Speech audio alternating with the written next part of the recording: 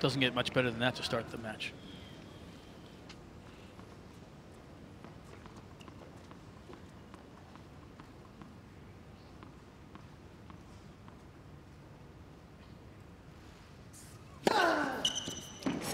Long.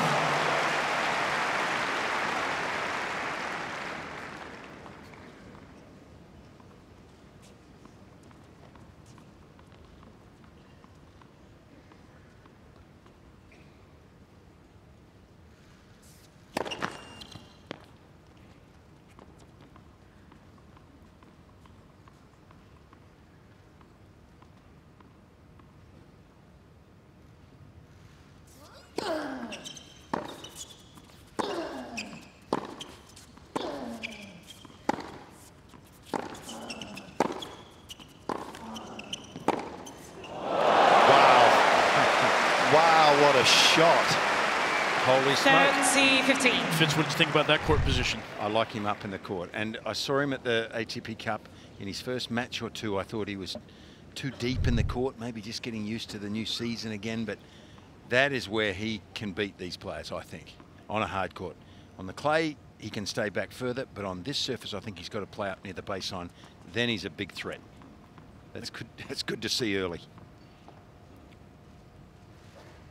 It's lovely to watch his movement off the ball on the due side as well. He went back a little deeper. He's probably going to cut the angle off, you would feel, on the ad side more and not go as deep as often.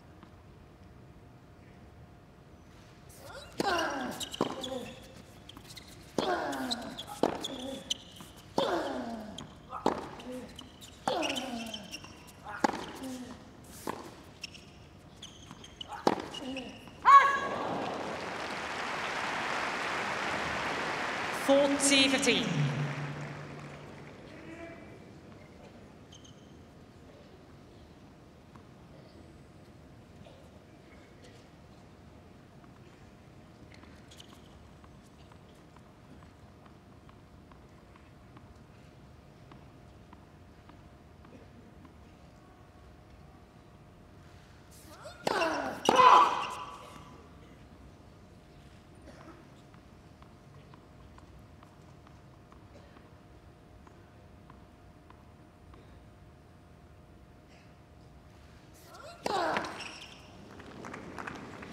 (40-13).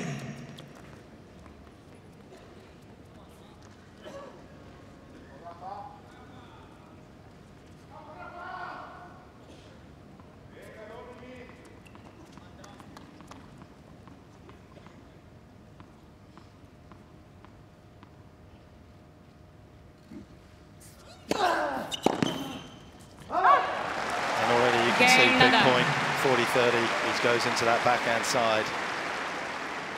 First game.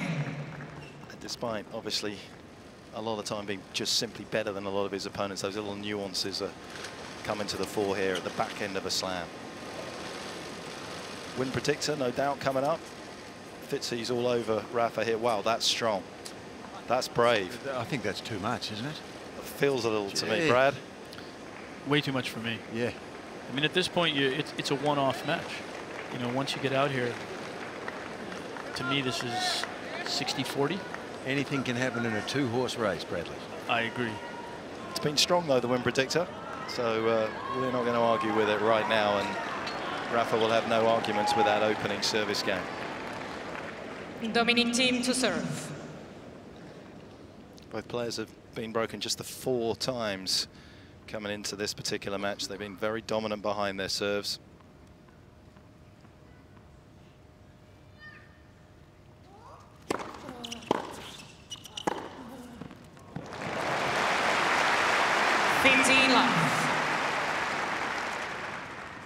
There we see again, a year and a half, 2 years ago, he would have hit that same exact serve, gotten the same exact return, and he would have drop-stepped away from that ball and lifted it.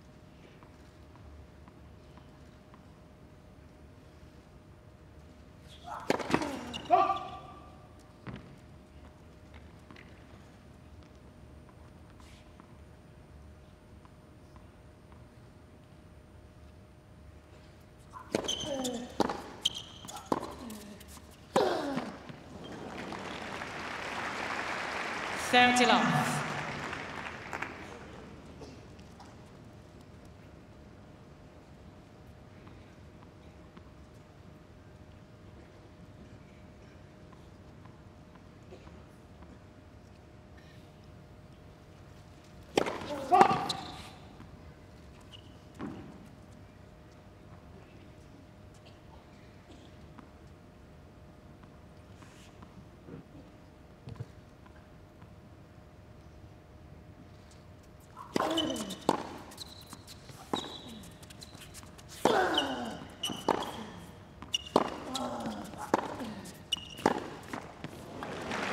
Interesting court position already on the return there from Nadal on the second serve, wasn't it?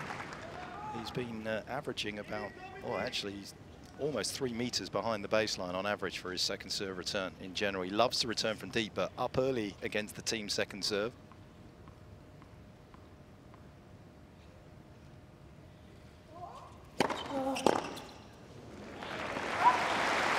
Game team. 1 game on.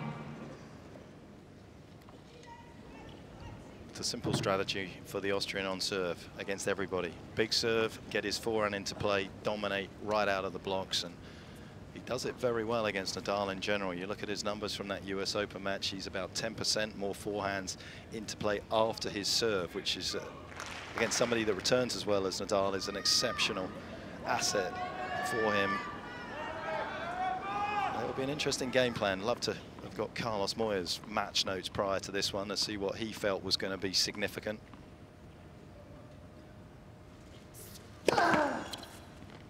Carlos gave you his match notes? I said I would have liked to have had Carlos's match. I need to check with you more often on game plans for matches.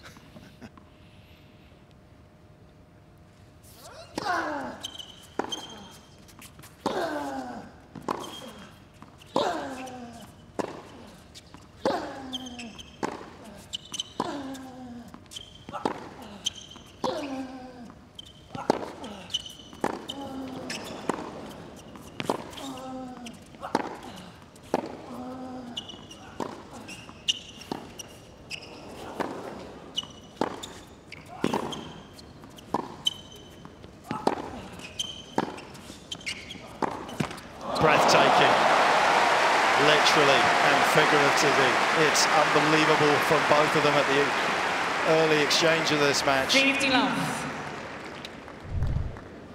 Incredible depth from both guys throughout this point.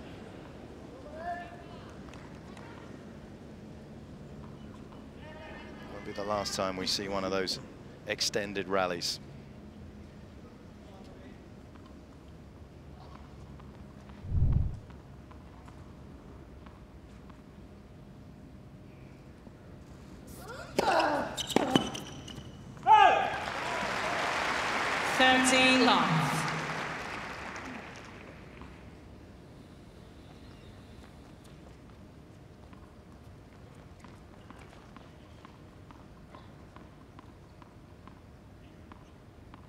Rarely went into the team forehand on the ad side in New York. On the ad side.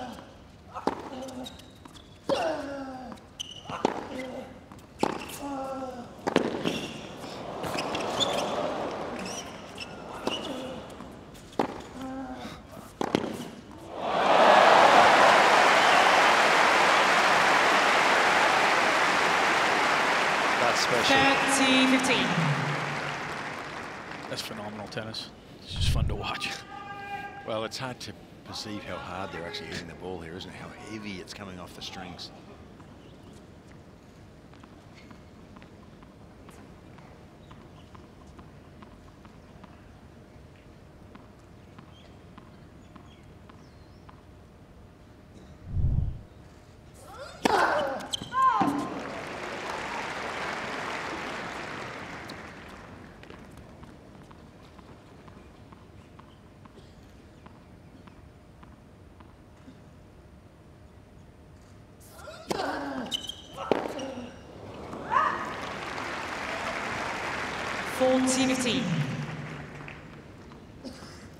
interesting to always watch Rafa when he's playing, especially later on in his career when he's made some changes to his serve. He introduced the body serve through Carlos Moya, but going back to that meeting at the US Open, basically served 65% out wide, about 20% into the body, and hardly any down the tee.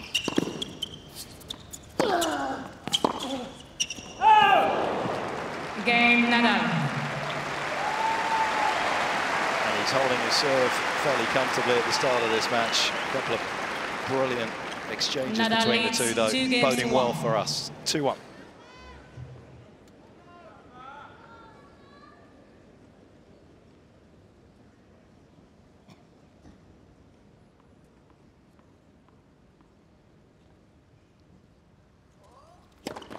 Left for service.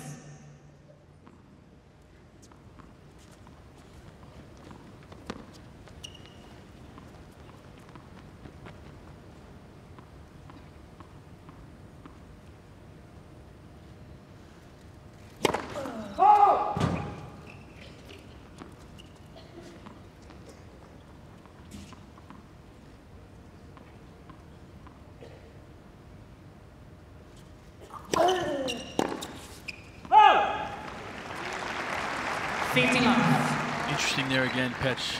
Just like you had mentioned before, second serve, Rafa was inside the baseline. Contact there on that deuce side. I think that's something that, as this set goes deeper and the match goes longer, that you'll see him adjust a little bit and go back again, maybe trying to just kind of put a little extra pressure early.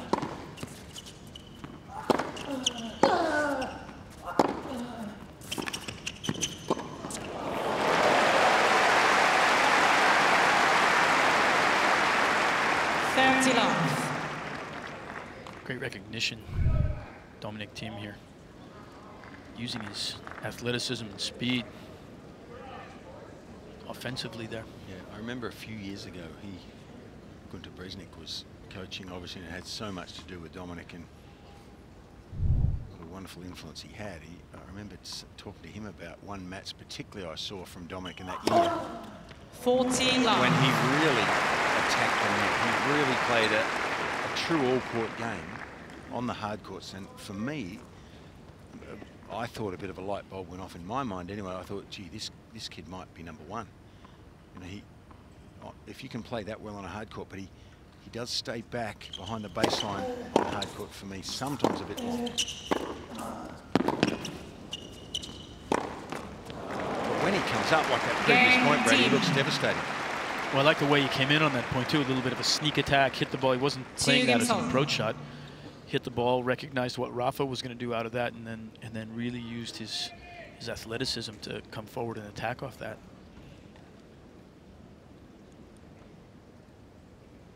There's certainly some miles in those legs, as there are in both of these players. That's the foundation you need, I think, to be able to get close to winning a Grand Slam.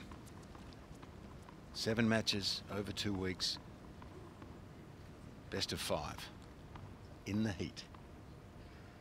At times.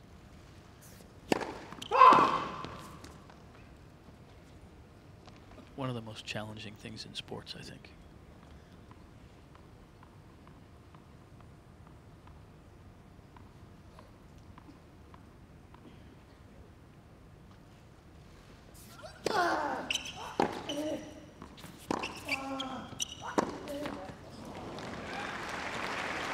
Facing off.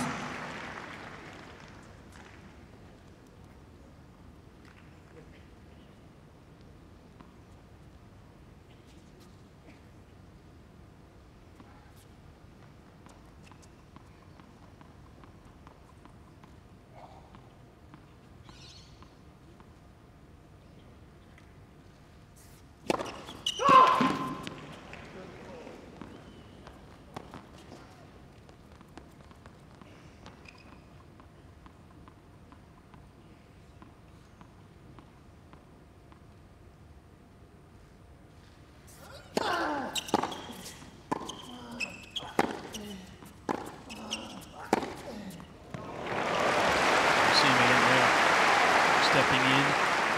15 all. Took that ball really early.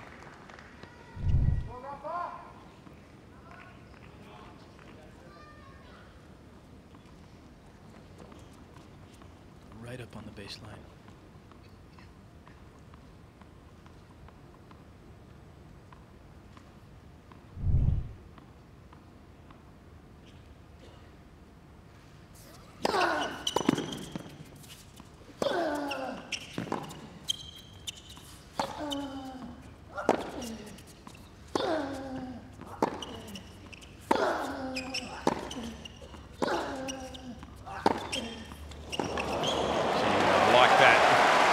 That shot works tonight, he's got a chance, I think, because you have to go there and take a risk 30. with Rafa. And it is a slightly lower percentage shot. If he can master that shot tonight, I think he's in with a chance here. Well, that's 2 points in a row, and we kind of saw the blueprint that was created by David Goffin and Alex de Minaur during ATP Cup. That forehand up the line was pretty devastating from both those guys. It's one of the key elements to them putting Rafa under so much pressure. Because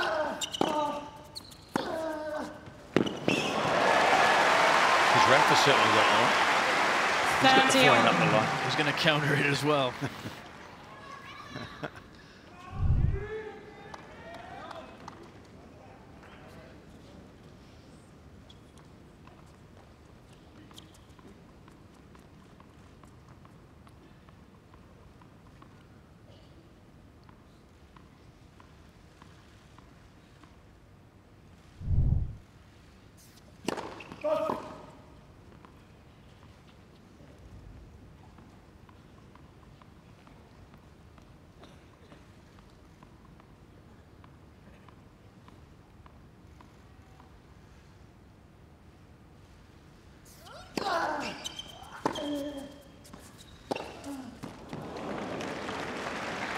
That was a bit of a shocker. 30-40. Interesting though there. That's where you see Dominic applying his clay court knowledge on that deuce side, especially going around deep position, but finding a forehand and going heavy there, a la Rafa. Yeah, but that was still a strange miss, wasn't it? It was a shocking miss. So first chance to break. Nadal, who previously does like to find the backhand of Thiem on the break point with his first serve. Changes things up. And that was a pretty swift delivery as well from Nadal. Fastest of the night.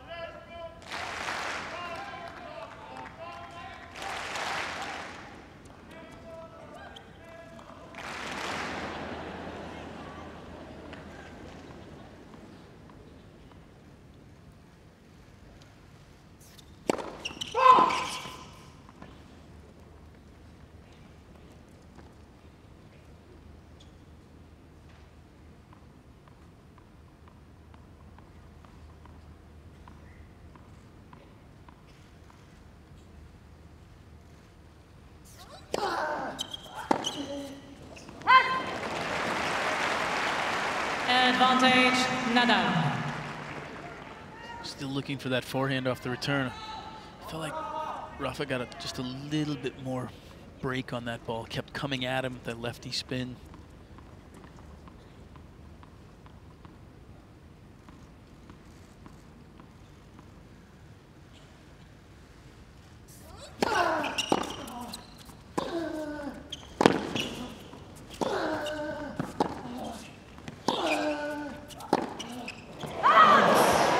Unlucky. Game, Nadal. But you can see the threat to Nadal here tonight. Big global tournament here. Two of the best players in the world on court as we speak.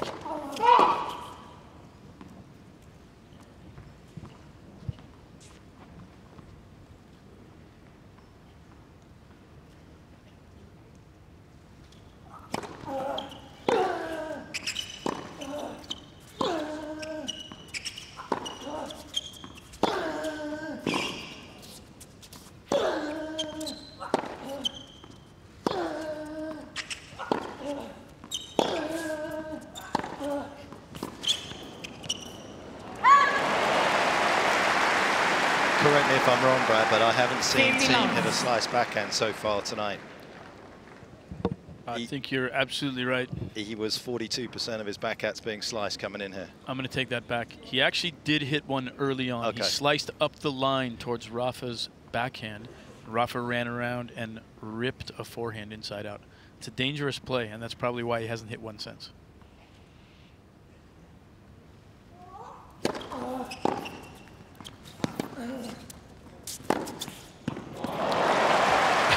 Well, he was forced to hit a slice there.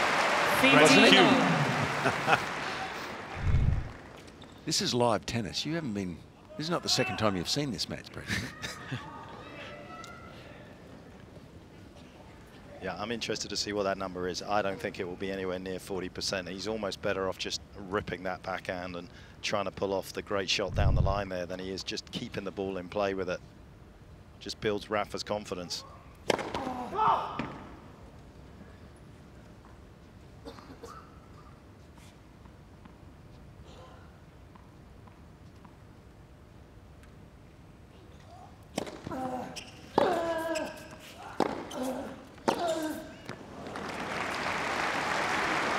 Been undeniable logic to the way that Roger's played Rafa in recent years by just swinging through the backhand return, taking the slice completely out of it on the second serve and just rolling the dice. And it's been erratic, and at times he hasn't made that many, but he hasn't ever really given Rafa that rhythm that he likes.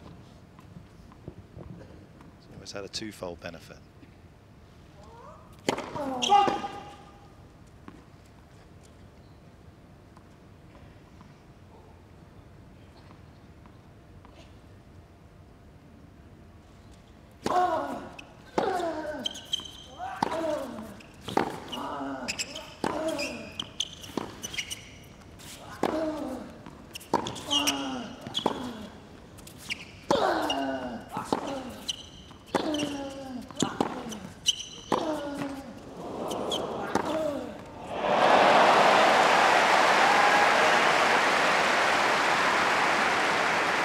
Dominic is just so strong, as we talked about early on.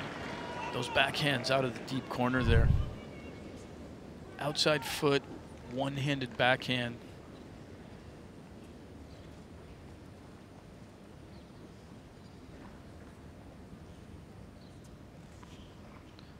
Full commitment into those swings.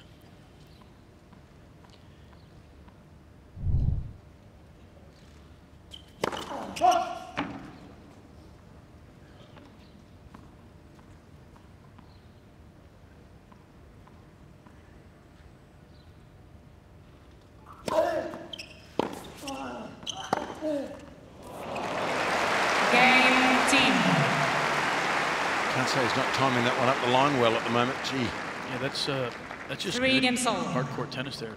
Slider wide, step around, inside out, forehand for a winner. Yeah, don't allow yourself to get too many or too much distance behind the baseline. If you're within a metre there, with that forehand, he can crack a winner. He's just got the strength and power. Racket head acceleration is pretty impressive. Perfect setting for this contest.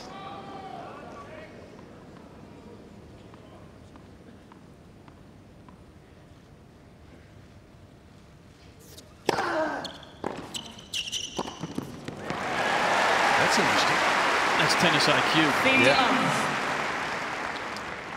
You don't have to do things too often, do you? Just pick the time when the other guy is not even, it's not even in his hemisphere of thinking. Team had no clue he was coming in there, neither did anyone else in the stadium, I think.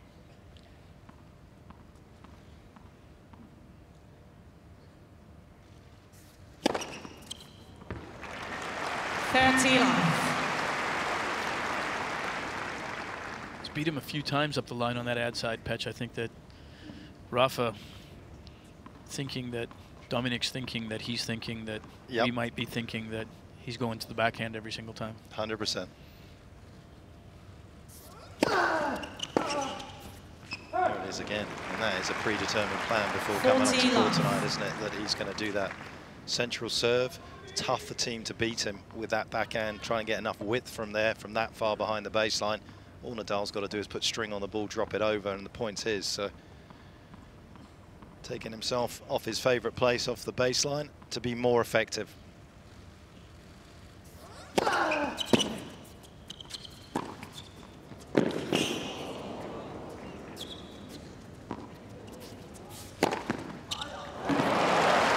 has one of the best overheads in the game. And he has a fourth game on the board, Nadal, 4-3. New balls, please. Nadal leads 4-3.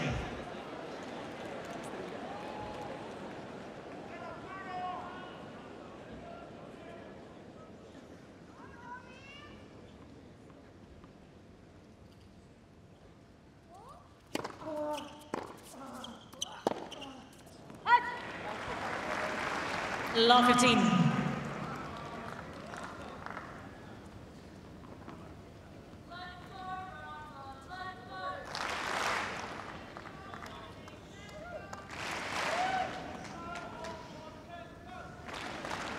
Thank you.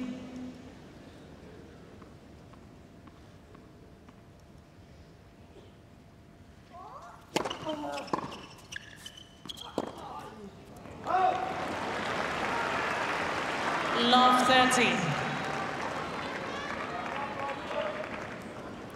Have to be careful opening the door for Rafa. A couple of loose, unforced errors. Bad decision there on that last one, I think. Trying to take that kind of side spin ball down the line. Lower percentage, wasn't it?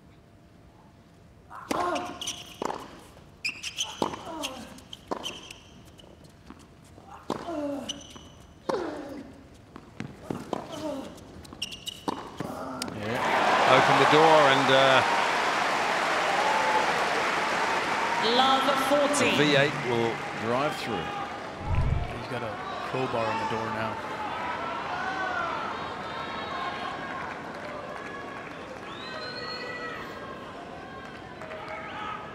Couple of lovely elevated shots there, high. Team unable to do anything with it. There are 3 break points for the world number 1.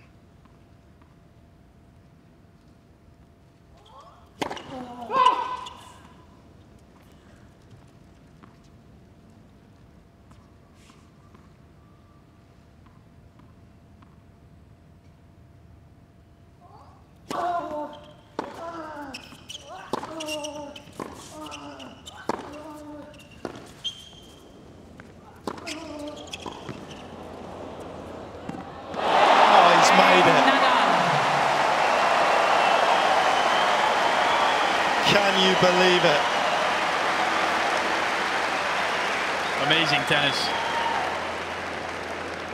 Nadal leads 5-3. Well, it was the perfect lob. Team thought about hitting it. I'm not sure in the end whether he actually had a choice, but to leave it, it looked like he was getting back quickly enough to make this smash. It would have been so hard to take this ball out of the air. He was going to be Inside. He was going to be incredibly deep to try and take that ball out of the air. It's an unbelievable shot from Rafa.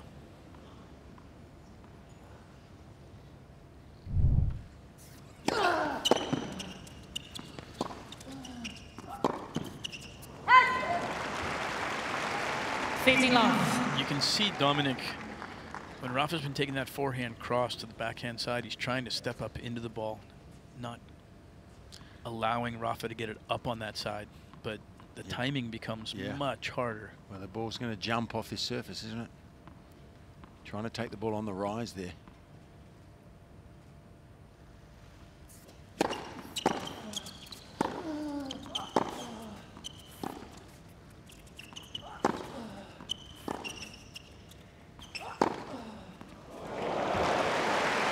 That's a heck of a forehand. He was a long way behind the baseline. 15-all. That's a difficult, what's the factor there? 8 out of 10 in difficulty? This is a tough shot to hit and control it inside that line.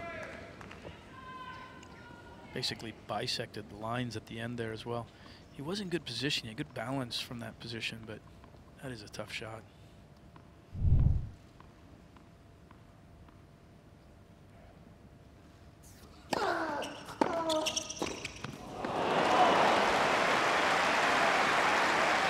15-30.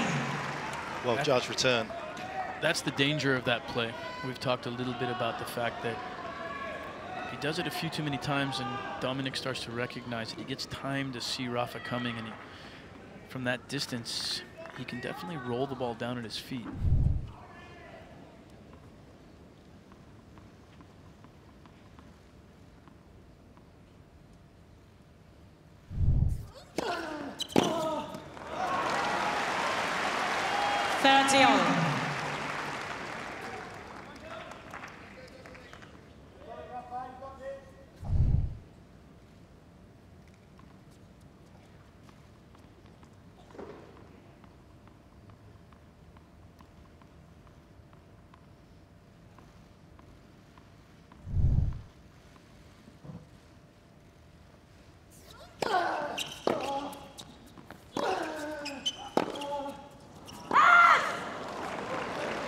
Mr. Thiem is checking the call on the left baseline. The ball was called out.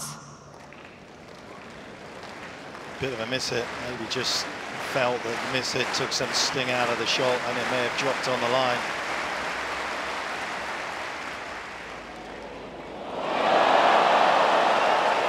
Replay the point. It's a good challenge at that score anyway. No reason to save him now.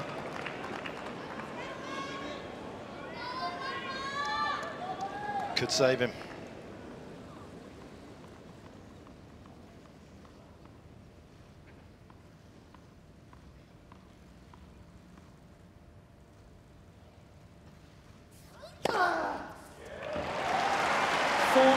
It's been a brilliant set to watch, just from the point of view of going back and look at their historical data and the way that they played, to see the changes that Nadal has brought to this opening set here. And you can see Thiem just not reading the serve at all.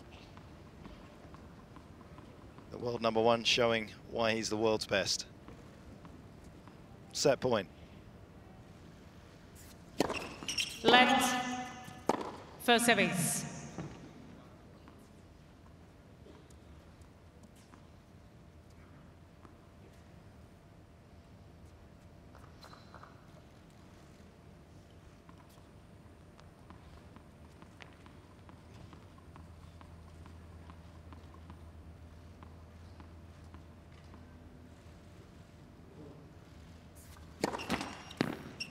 Led for service.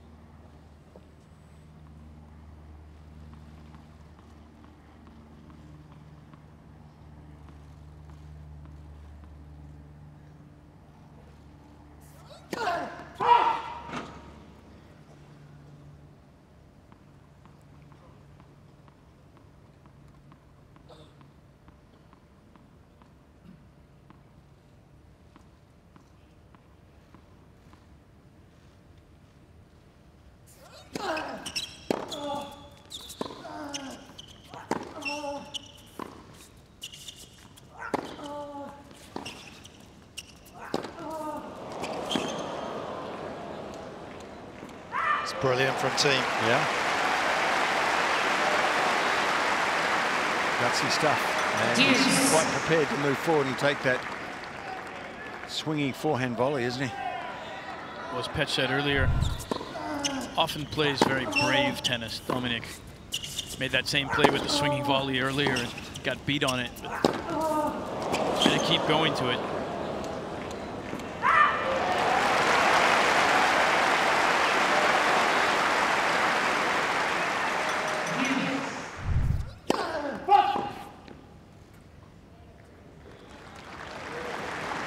One-handed catch.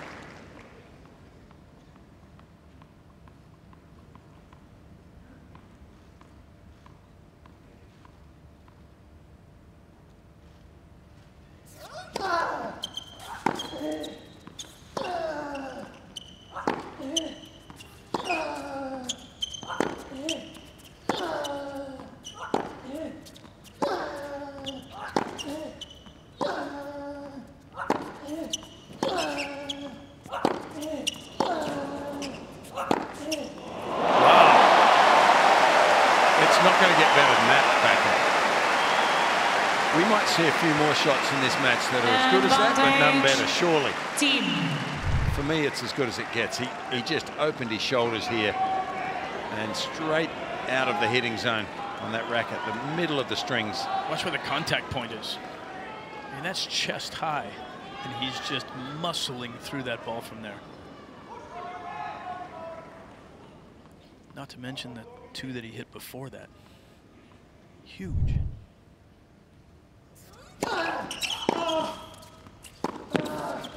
Oh, let's hope he's okay. Well, that was spectacularly good roll from Thiem, wasn't it? Glad he's okay. That may be better than Boris Becker in the old days. This was very graceful. It's a good thing that he didn't fight that with his ankle. Just let it go.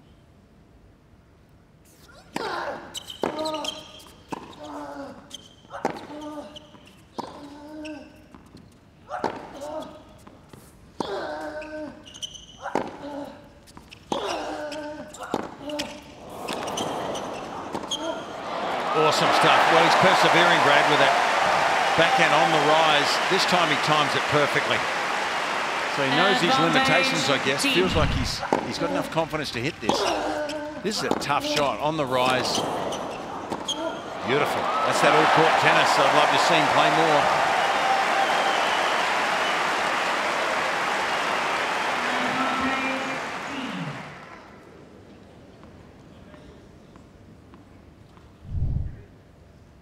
Second break point of the game. So the first break point of the match, previously in the set, down the tee. Just to implant it in Thiem's mind that it may be coming there, and when it's got to a crucial stage, he's gone with his favourite serve.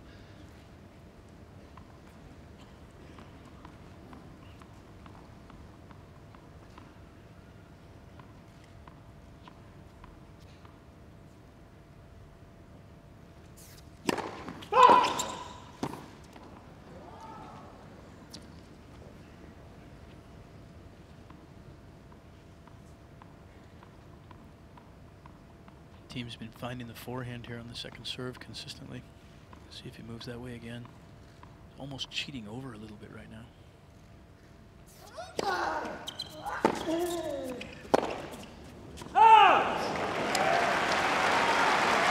I can vividly remember 3 big misses from Nadal off his forehand in this set. There may have been more, but that's, for me, to miss 3 easy ones like that is unusual, and I wonder why. Well, this one, I feel, was born out of the fact that he wanted to get control of the rally. He's getting bullied at the moment a little bit by Thiem once the rallies start developing. He wants the first good hit. Yep.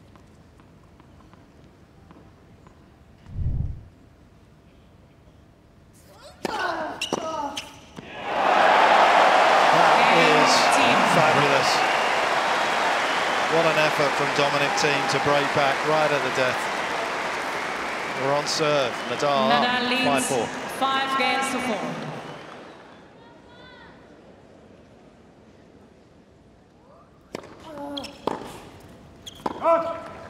And he is sweating profusely out there. It's still very warm here in Melbourne. And Thiem at times in the last 10 minutes or so has been too hot to handle for even the world #1.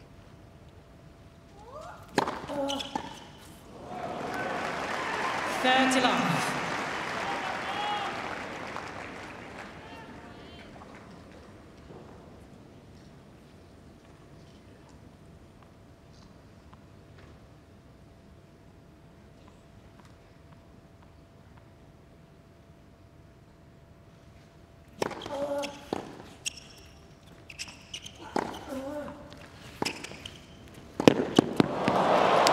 Did he need to play it? Not sure. It was line ball, I think. It may have landed in, but possibly out as well. I think he had to play it. Had Nadal out of court here.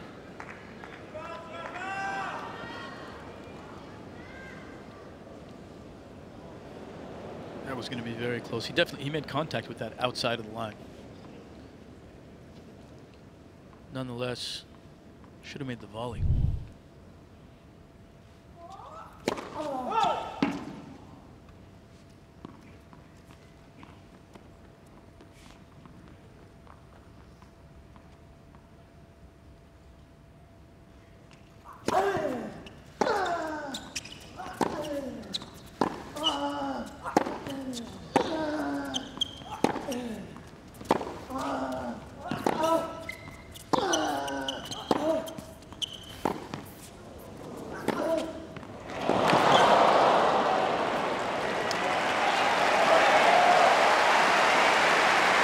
Great shot making from Dominic Thiem.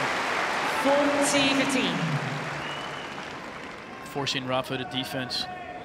And that forehand, this last forehand up the line off of the slice.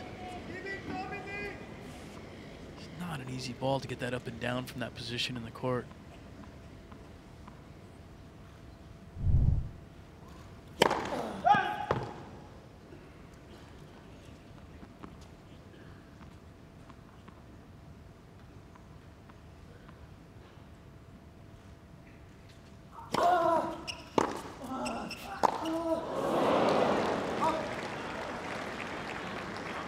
Part of the reason, a lot of the reason was because of the rotations on that forehand down the line, the spin that it takes to get up and over, and that can also cause you to wrap the ball around the frame at times, Brad, can't it?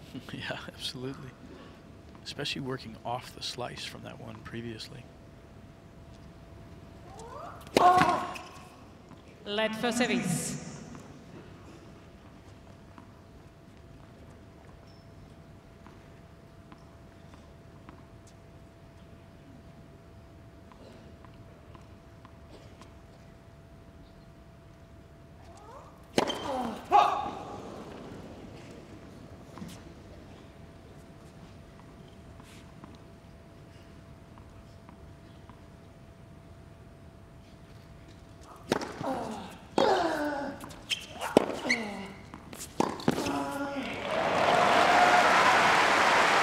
This game has gotten complicated.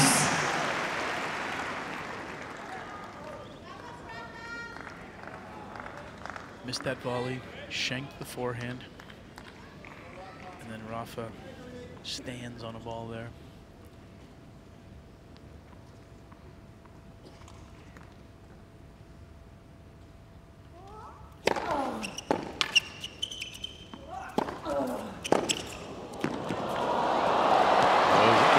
Pressure team, and what feel and dial he showed there to keep that ball just over the net and away from the incoming Nadal. Great approach shot. Nadal plays him, or makes him play a tough one. He'll be relieved after leading 40-15. Not bad skill.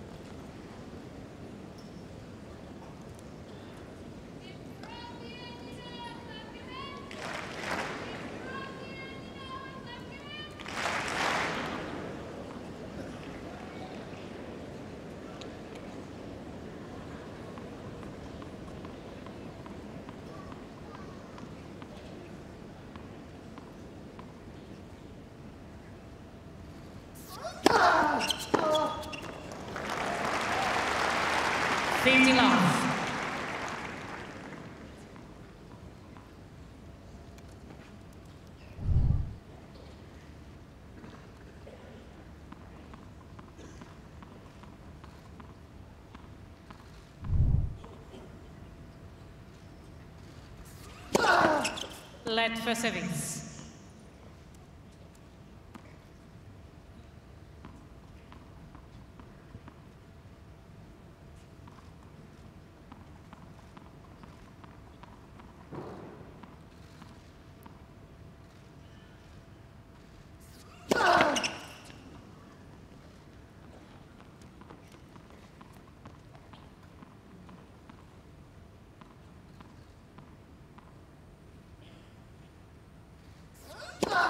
Left, second service.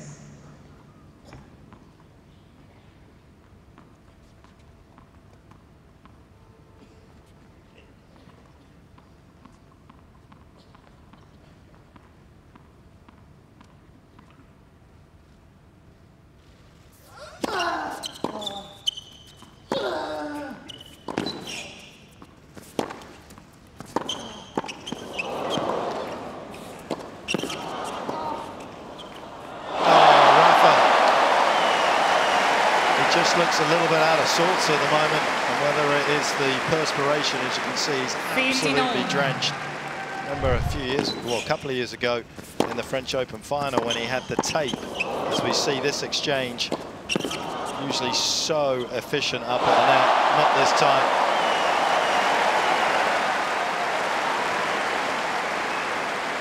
He actually had the tape under his sweatbands as they get the apology there to try and keep them in place because they were slipping down. They were so heavy with sweat all the time.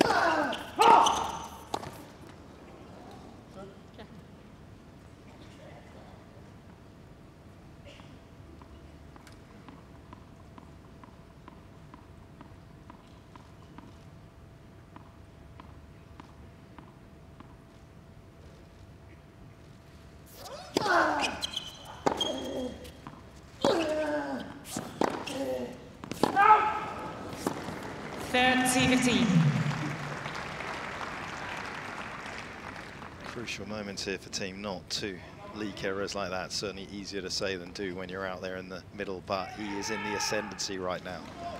Yeah, you're verbalizing the same thing I was thinking, Petch. Points are just so valuable right now.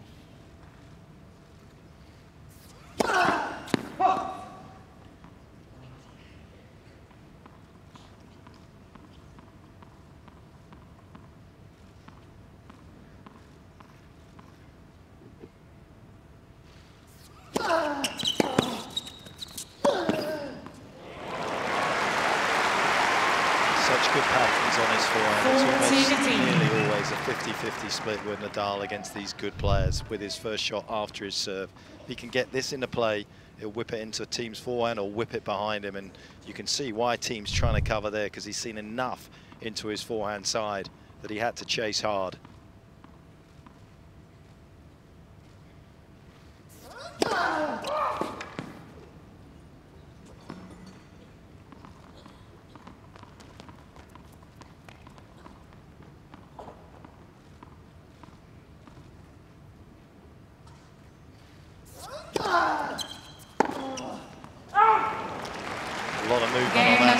Just swinging the whole time, and it was tough for Thiem to catch up to it and control it.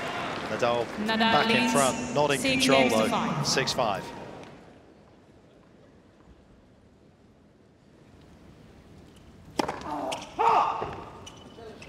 Mr. Thiem is training the call on the left service line. The ball was called out.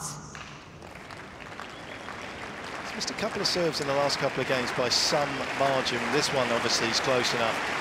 Looking at his ball toss here, as we see it's out. This tournament, it has been a little more ragged than normal. It'll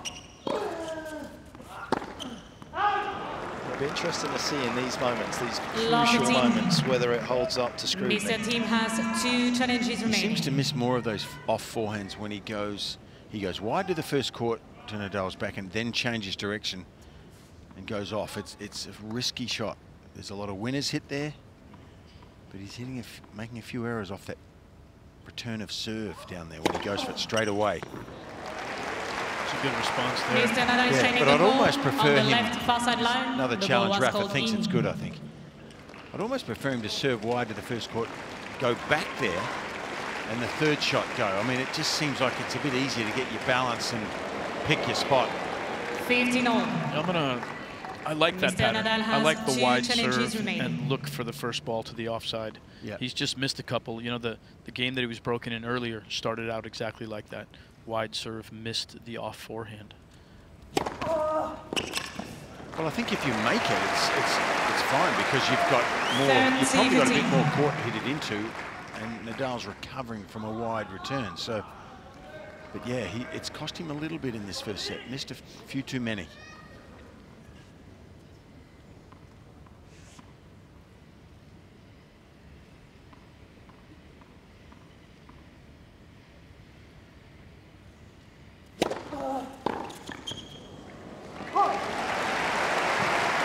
Serving on the ad side in this game. The game that he was broken in previously, he opened up with that pattern, missed the forehand, but he followed it up with an unforced error on the backhand, which put him down love 30. This time coming up with an ace on the second point. Game team. Well, they're both at 60% to a first serves into play, so neck and neck here. 6 games sold, tiebreak. Pretty close on the Both players have received first serve one points additional won as well. challenge. 75% for Nadal and 72% for Thiem. And total points won? 35 apiece.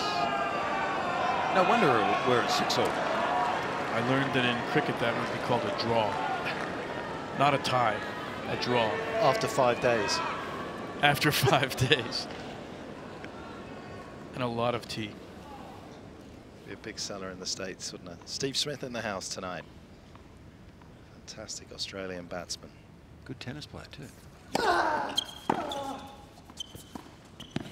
Can you believe that? I haven't seen that all match. The first point of the tiebreaker, he tries it. That's impressive. 1-0. Oh, there's two Nadal. great cricketers. Alan Border, one of my favourites there in the front row.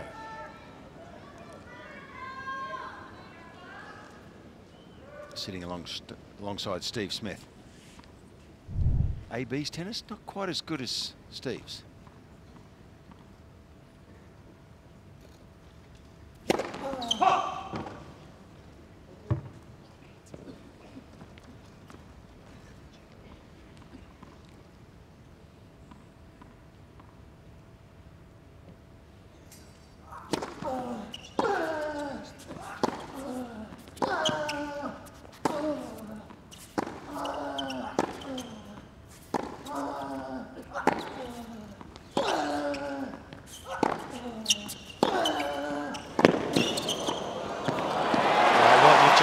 There at the start of this tiebreak is Nadal at his excellent best.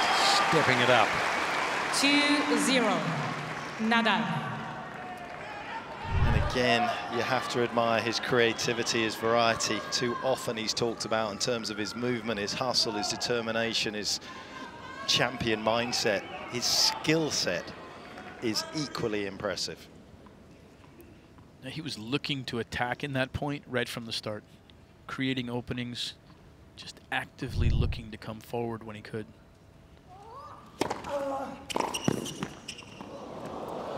Oh, Dominic Thiem, take a bow. How good was that improvisation? Yeah, well, he had to adapt to the ball Nadal. touching the net here, so that changes not only the flight pattern but the timing here for Thiem. It touches the net, just tips it. He's getting ready to hit it without it touching the net, and then has to adapt even more. Very impressive. He's made that look easy. It wasn't.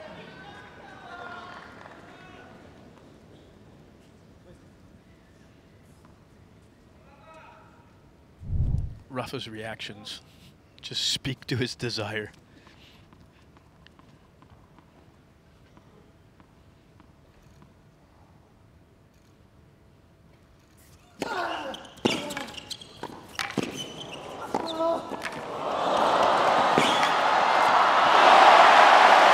Okay, here we go. My heart rate's just gone up. Well, The agility, the athleticism, 2-all. the movement here from Thiem, both players. Just like you were saying, Pechi, Rafa doing things that we don't always expect him to do. But Dominic, changing direction, coming back to that backhand and getting so much pace on that ball from that position. And the second time he's burnt a fair bit of rubber on this court as well. You see the white line that just came up with his back foot as he slid into that one in the middle of the court. You can see it just over the service box there on the due side.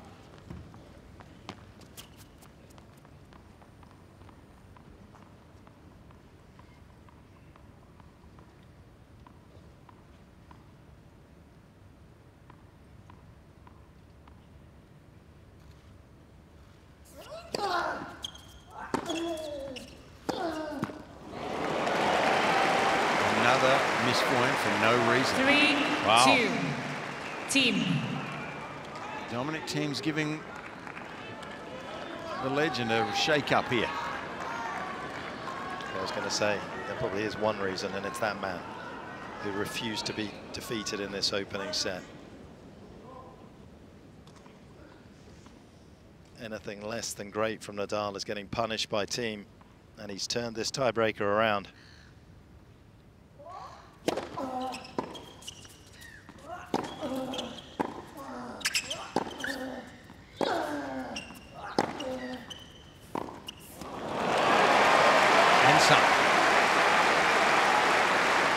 Rafa concerned about the forehand line there. Thiem. The previous forehand lines, whether made or missed, created that movement right there and won that point for Thiem.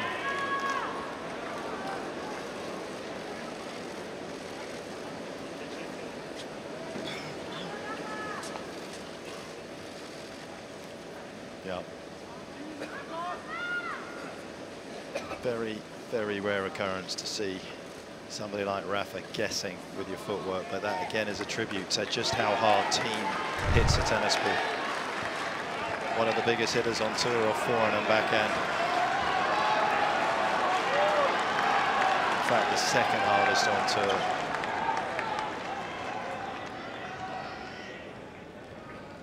Behind? I know. I've got it. You got it. Go for it. Sir Bashalot. That's right. Basilashvili.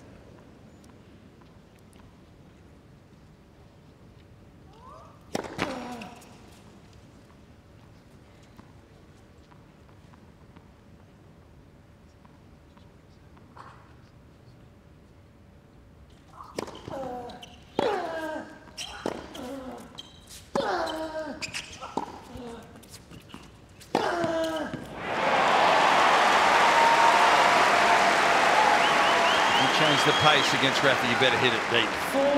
4-3. Thiem. Decided to hit a looping backhand here, but it was too short. Not that that's an easy ball to knock off, but it is for Rafa, it seems. I think that's always where Rafa's most dangerous in the court, when he finds his forehand from his offside.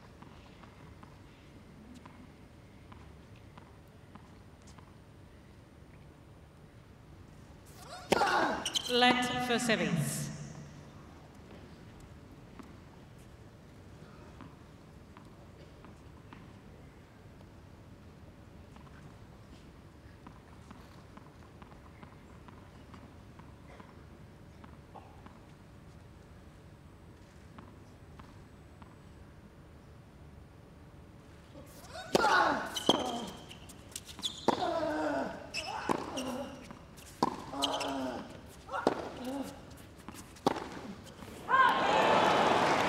Try to repeat it.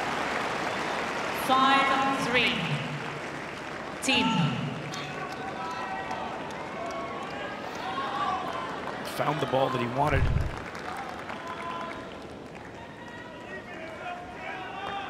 Just not able to execute that time.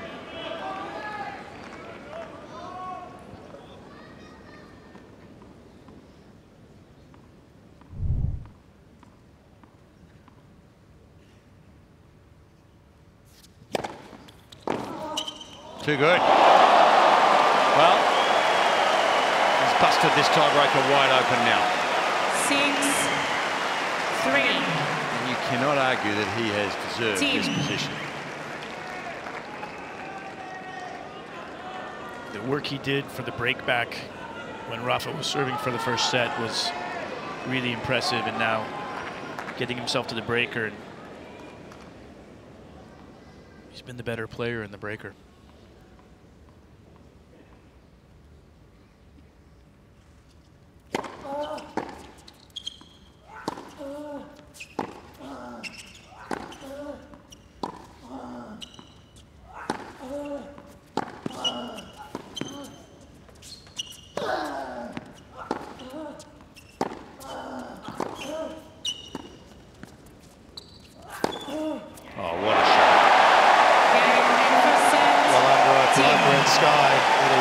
who draws 7 first games to blood. 6. What a set. 7-6 to the Austrian. Second set. Thiem to serve.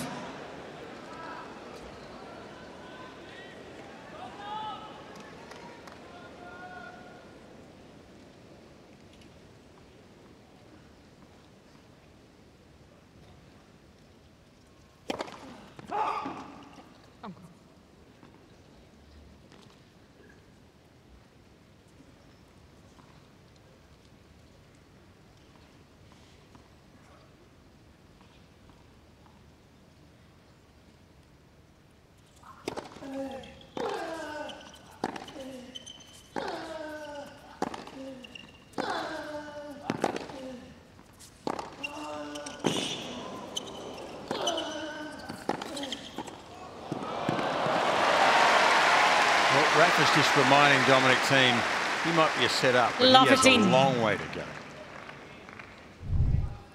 Construction at this point was so good. I was thinking in the first couple of hits, Thiem was hitting the ball so deep off the backhand side, and then Rafa just changed direction on the ball, completely changed the complexion of the point.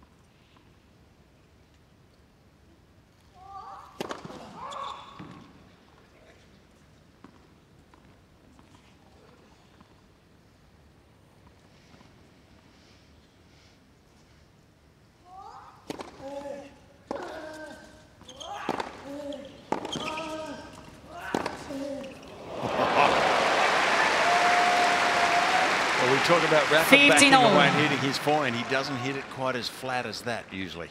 There's usually a bit more spin.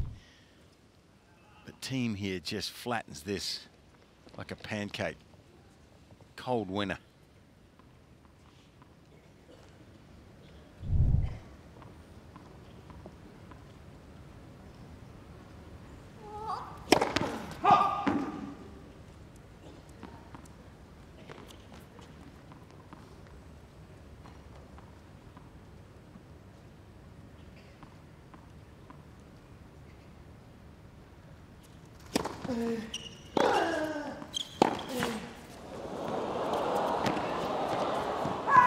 It's not going to improve the mood.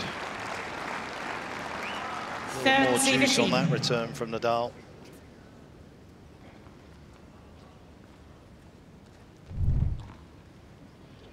First service game is big, isn't it? After you've won a tough tussle in the first set, holding here is like gold. Especially after a tough breaker like that.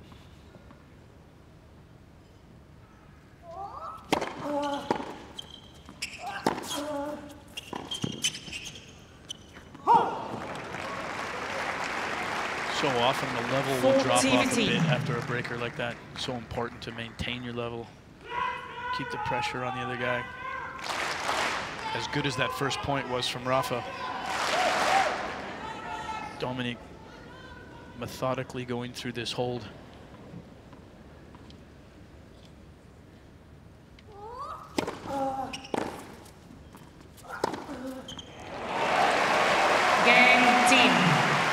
One thing that's becoming a little apparent tonight as well, we're talking about the conditions and how tricky they are for Nadal as well in terms of the perspiration and everything that he deals with on that front, as we see just another bullet of a forehand. Utter conviction every time to the shot from Dominic Thiem. Fastest speeds of the tournament for both these two are considerably down tonight as well, and I just wonder whether that is because of the humidity in the air as well, which, as we know from Nadal's perspective, is not something that he loves. It takes a bit of the sting out of the bounce, trying to get the ball through the court, and maybe just sitting there a little bit more for Dominic Thiem.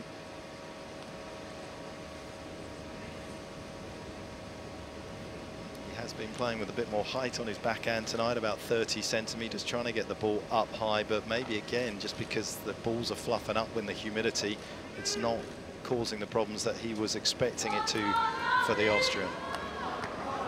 Yeah, and these Dunlop balls do fluff up a lot, even when the conditions are hot. You put them in this kind of a situation, they get big.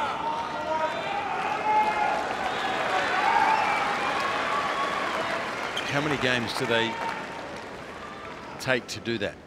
3, 4?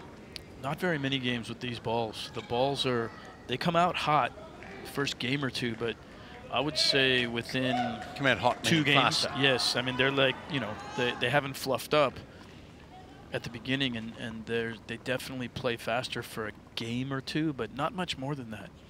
You get a few hits on these balls and they really fluff up.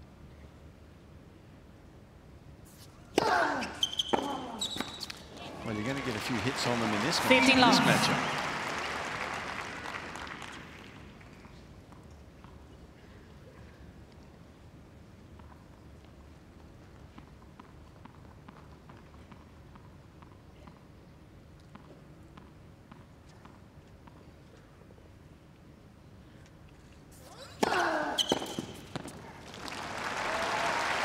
Love.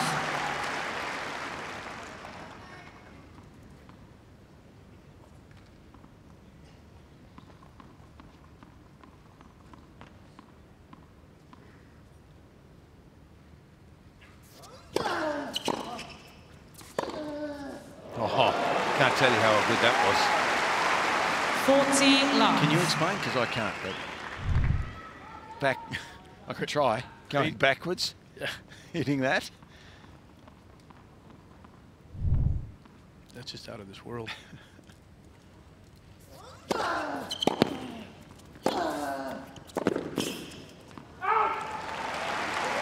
Cain Nadal.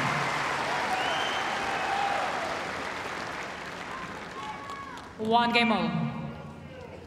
Where was that game at 5-3? Carlos will be thinking. Nadal very good at putting those kind of moments of adversity behind him, and he'll need to do so. So it was only last year that they changed the ball manufacturer here, wasn't it, to Dunlop from Wilson. And Nadal very outspoken at times on the tour about the ball, particularly at the back end of the year when they were using sort of the head ball in Shanghai. Doesn't feel it helps him at all. One of the things that people don't realize on the Pro Tour probably is how often the ball is changed week to week. Different balls all the time. It's kind of a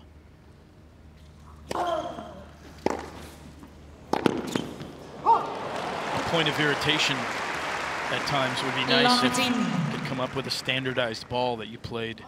You have to change a little bit with the surfaces, clay and grass, but hard court tournaments, it would be nice if all the hard court tournaments played with the same ball. It would be nice if all the clay court tournaments played with the same ball.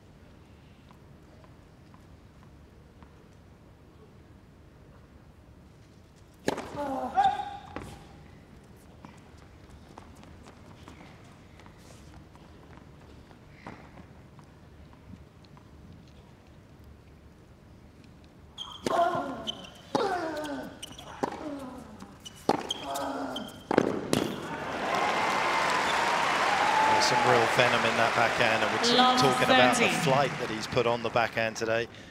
It looks like he started to try and flatten it out here in the start of the second set, take away team's time. Yeah, getting it from A to B faster, isn't he? He stepped in and took space on that one as well. Combination.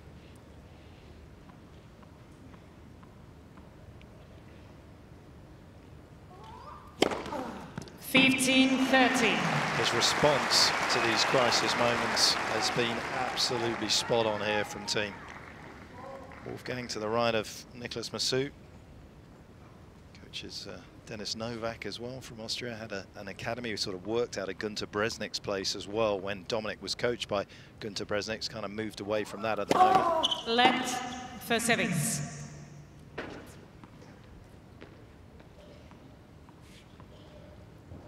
Mum just behind Wolfgang, and Moritz, his brother, to the right.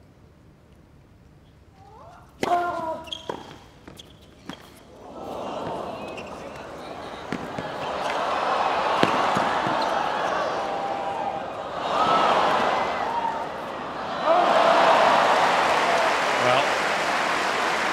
out scrambled. You don't see that very often. I thought when that ball came over there and got past Thiem, I thought he was a 1 in 5 or 6 to win this point from here. This got unlucky there, had to hit that shot. From there, I thought he'd lost the point.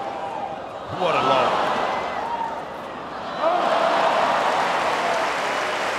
What an athlete as well to get back.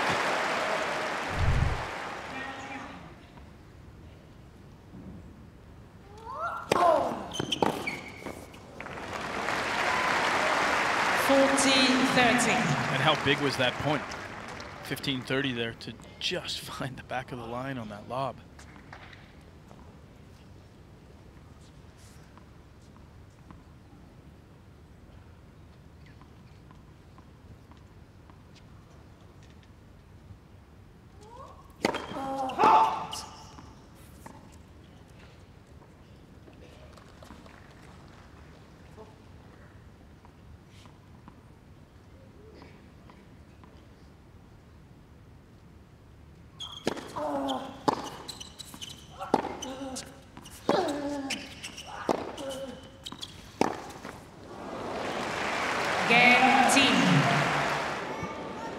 I just feel like as this goes on, for either of them to make a break, the server has to give them a point or two.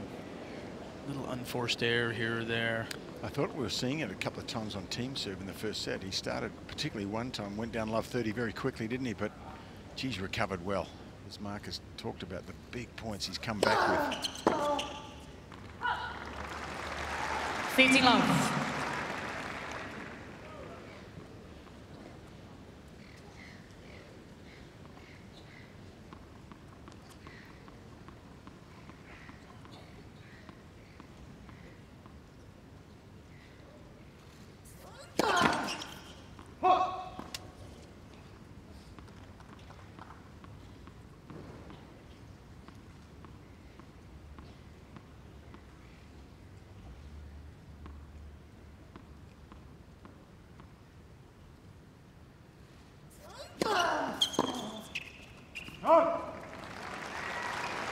Love.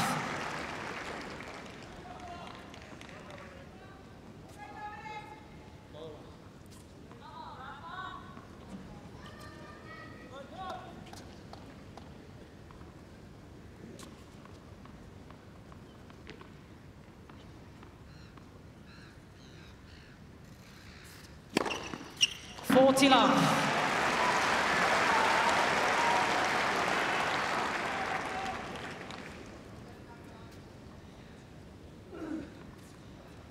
Making quick work of this game so far.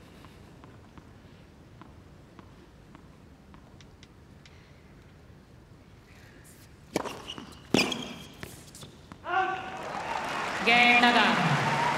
And just throwing someone else in there for good measure to give Thiem something to look for out of his peripheral vision.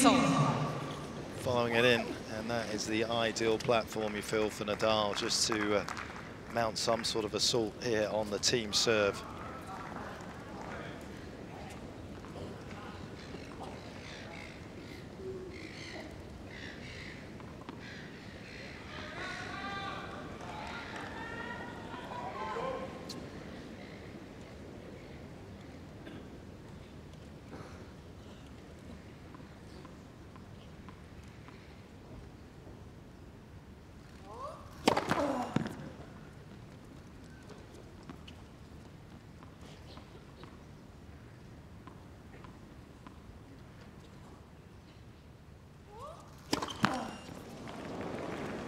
Love it. Keep offering up these kind of points of encouragement for Nadal, and he's going to make you pay at some stage.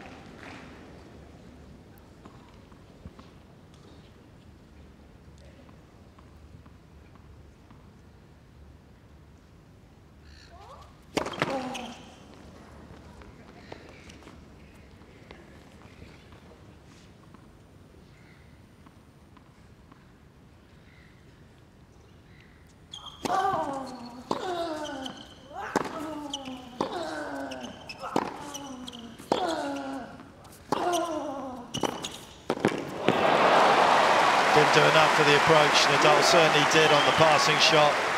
Love 30. Wasn't quite deep enough or wide enough, was it? The intent was good. Sometimes when you premeditate this and you're moving forward through the ball, it all comes down to how well you hit the ball close to the line. And if you know that you've hit it in the wrong spot, you're still committed to going forward. You know you're going to be in some trouble. The cross-court approach on that last point as well.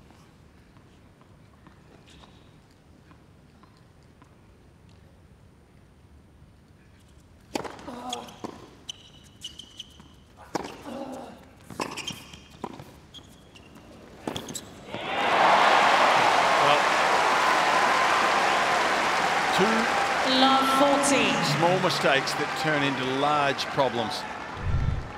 He didn't approach well enough the previous point. This time he hits a drop volley that just ain't really a drop volley. And it's what I said before. You know, he started the game out with a double fault, opened the door a little bit, and then 2 missed first serves gave Rafa chances to settle into the point. Gee, it's a tough school though, isn't it? They're minute mistakes that turn into big problems. Wow. No room for error here. Well, in retrospect, a poor game by his lofty standards. Nadal leads 3 games to 2. Thiem will have to respond again, as he did in the opening set, by coming back from a breakdown.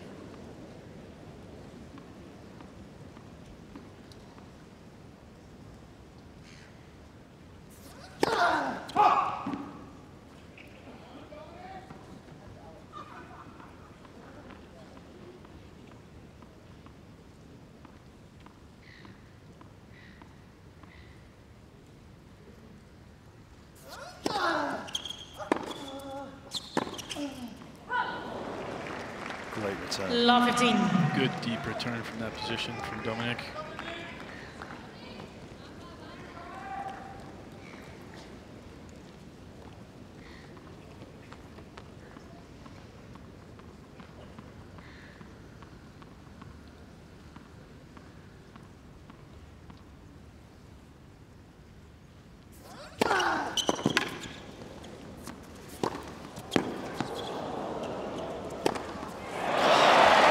Electrifying speed backwards there from Nadal. You mentioned he had one of the best smashes in the world, and he does.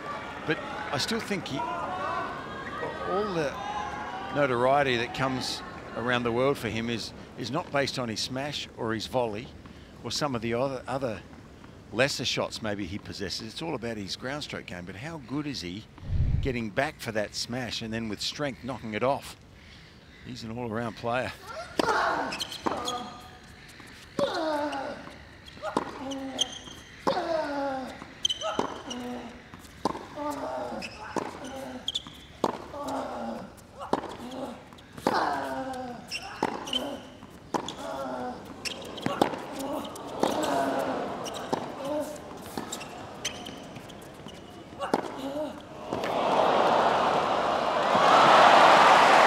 That's awe-inspiring hitting. Heavyweights just going toe-to-toe, punching each other in the face as hard as they can. 30. I would have preferred to say body. Yeah, that too, maybe.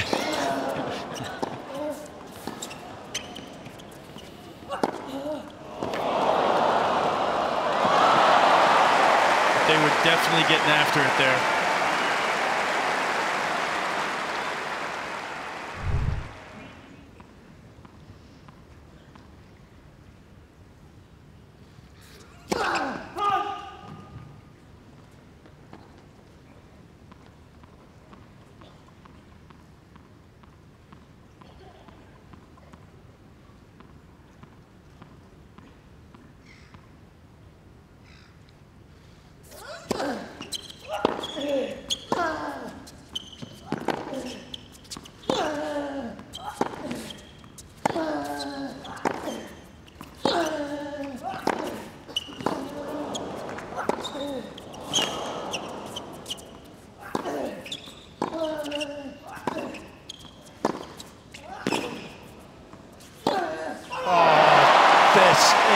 Magnificent.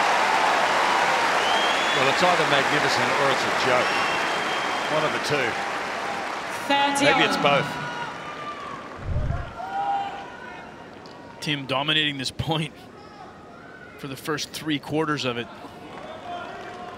I was so impressed with the very first pickup off the serve there that Nadal made. Stepping in, basically half volleying the ball. Dominic had made such a deep return. Time violation warning, Mr. Nadal.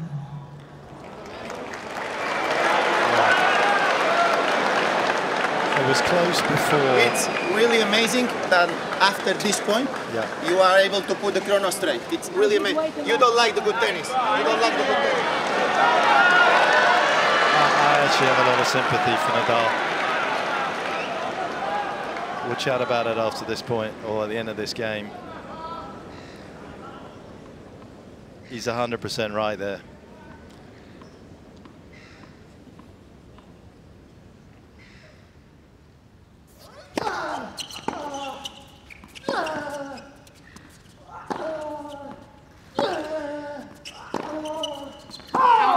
I just don't understand why we can't be a little bit more creative with the shot clock. 40, most matches have splits of 0 to 4 rallies, shots 5 to 9, 9 and over. Why is it when most of tennis is played around an average rally length of 4, can you not get 15 seconds?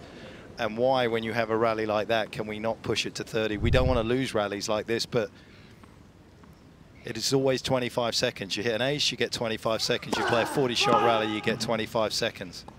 Well, I think Rafa's point was that it's up to the umpire's discretion to recognize that that point is a little bit longer. Wait to call the score.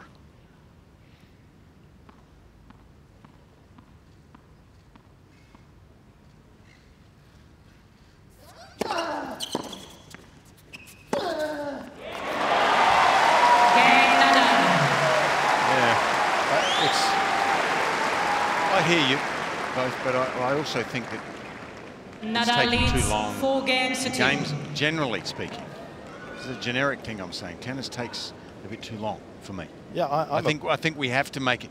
And if you stretch the clock every single point, even when it's not a 15-shot rally, then you know you can't stretch it even further. I don't think so. Look, hey, maybe we agree to disagree, but I agree there should be more. More judgment possibly by the umpire, but the rules are strict as well. And if you push the clock right to the limit virtually every single time, you have a 5-hour match. Yeah, but that's my point. Most of tennis is played between 0 and 4 shots in general. There are 5-shot and average 6. So why not make it on average 15 seconds? And then make 30 seconds for those exceptional rallies.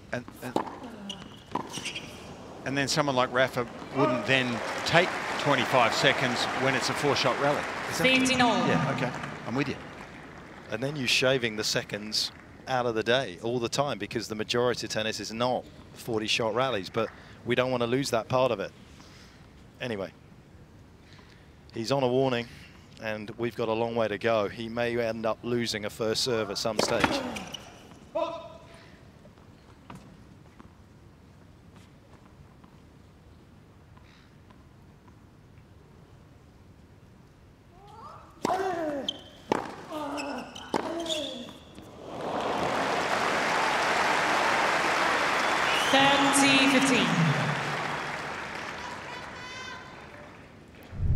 Back to the tennis. These guys are still but they're playing awesome stuff, aren't they? Cracking the ball. And using the full width of the court as well there. Caught the outside edge of the line.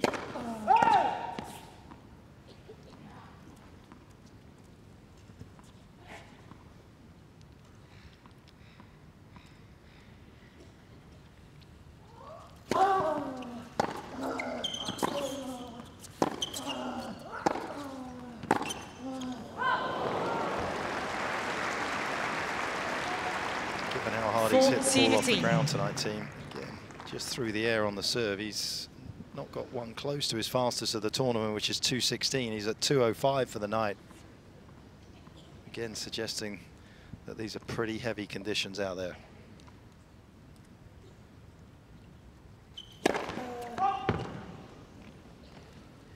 That would have been his tournament fastest. He's listening to you.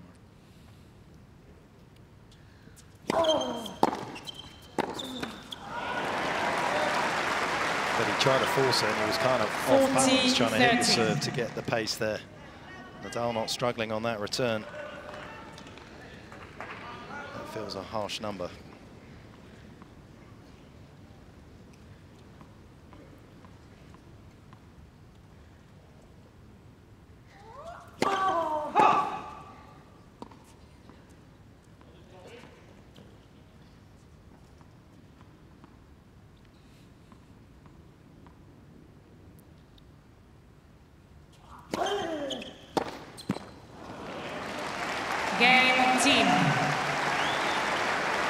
team trailing by that break still in the second set, 3-4. Nadal leads 4 games to 3.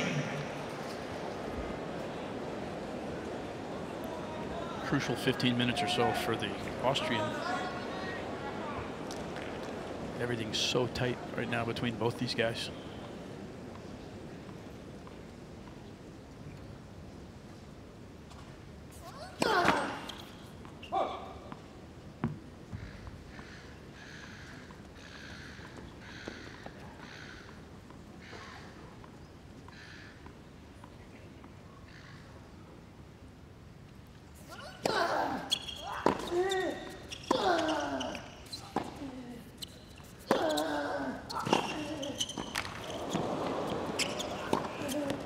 How strong is that? To be able to hit what Thiem did then, to be able to hit that down the line with that speed on it, just muscles it. I thought this was really interesting just from the standpoint that, as Mark pointed out earlier, Thiem has hardly sliced any backhands at all. Slices there, and Rafa immediately jumped on the ball and attacked it. Somehow Thiem able to come up with that shot and win the point. Do you think that movement to the backhand for Thiem as well is a huge benefit? The remnants of his double-hander that he had as a junior? Oh, that's also dropped in. That's the 3rd time tonight when Nadal has thought a ball's going long and it hasn't. Love 30. That might have been a little miss here too, which would take a bit of the forward speed off it. Can't blame him for missing it a bit, maybe a little bit on the frame, and Rafa gets caught. Just going back to that backhand that Thiem hit on the first point, it's an open stance backhand. You don't see a lot of single-handers having an open stance backhand. Yeah, it's, I think both Thiem Tsitsipas now a little bit. We see more the open stance on the one-hander, but how many times have you seen Roger hit a one-hander from an open stance? Yeah.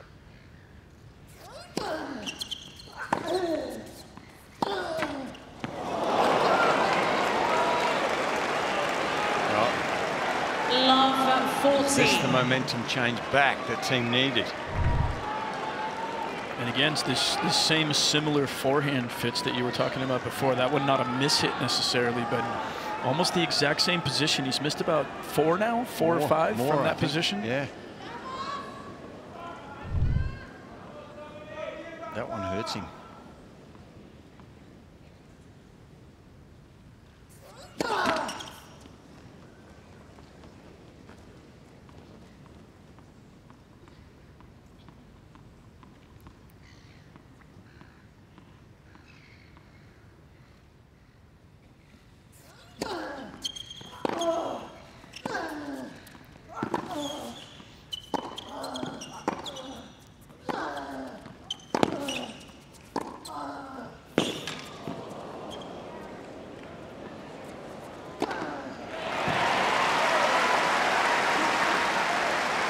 Incredibly well-constructed point from Rafa Nadal. 15-40. Thiem had to cover so much ground from the return to the next ball.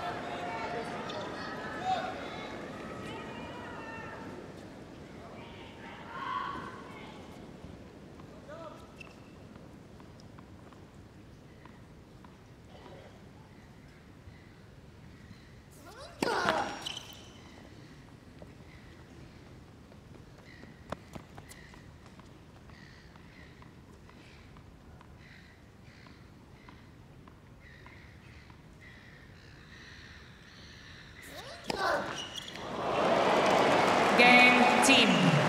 Wow. Totally losing rhythm there.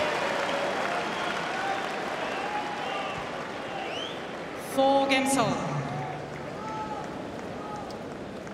Is this related back, do you think, to the time violation? Still thinking about it, still upset. I don't know, maybe he feels a bit rushed. Andreas Egli. I think it's very much to do with that, yes.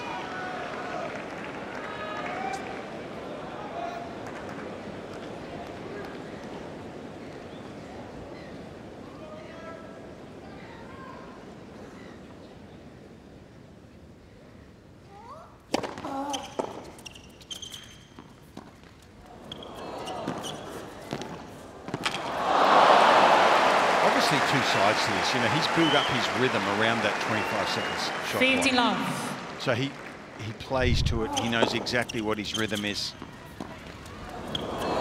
The ironic thing for me is I think matches take too long, and I actually think it should be 20 seconds. But he's built up over the journey this instinct of playing to 25. He possibly feels rushed now because he's been given a warning. There's certainly something wearing on him there. He doesn't seem physically deterred, does he? 30 love. Once the shot clock became part of the day-to-day process of playing, Rafa had to play faster. He used to play slower than he does now. And so it's always been a little bit of a push for him to have to play to that 25 seconds. But as tough as he is mentally and what we expect from him, to see him still upset about that at this point is a little bit surprising. 40 love. Well, he certainly played a bad game by his standards there. And the double fault in the end was a little bit telling, I think. But you can't blame the second serve on the clock. You have all the time that you want between first serve and second serve. Yeah, good point.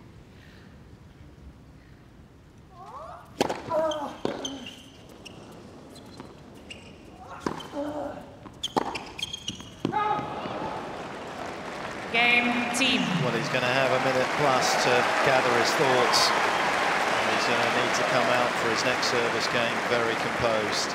He's under severe threat here. Team leads 5 games to 4.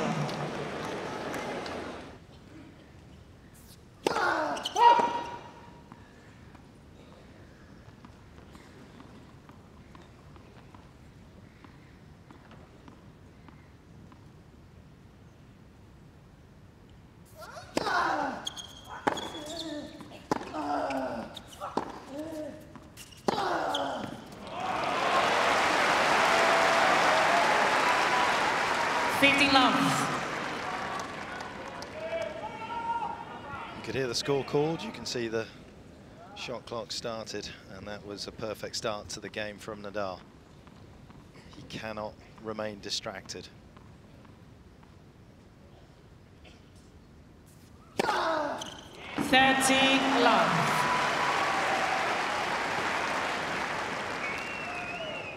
So if you look, that last point he served with 9 seconds still left on the clock. That's a lot of time. Short point. Here again. That's a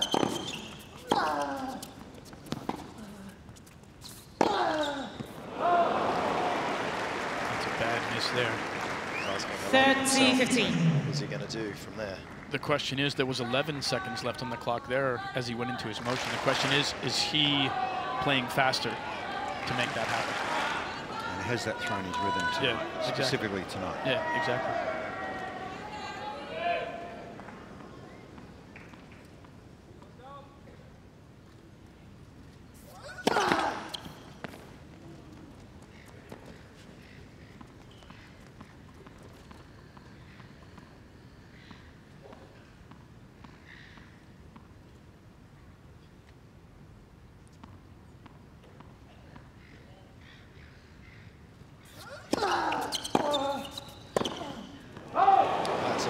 It sure was. It caused Nadal to be late, didn't it? Big moment here.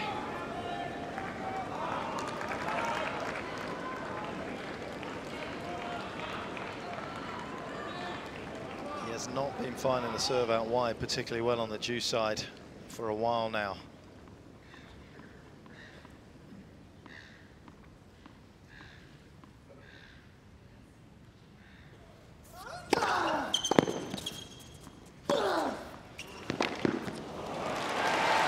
Great surprise, he went down the tee, and it was the perfect serve. 40-30.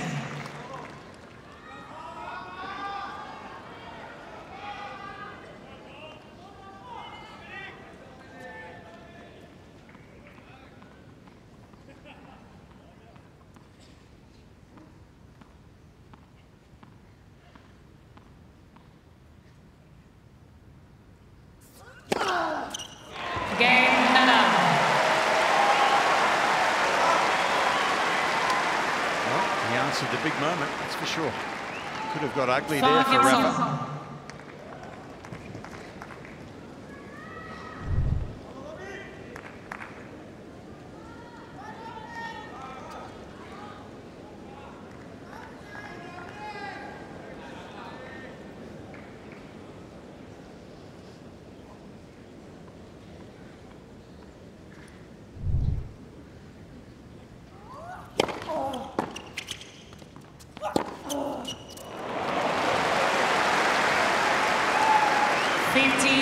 Pretty much found his range on that backhand across tonight, hasn't he? That's the beauty of the one-hander right there, too.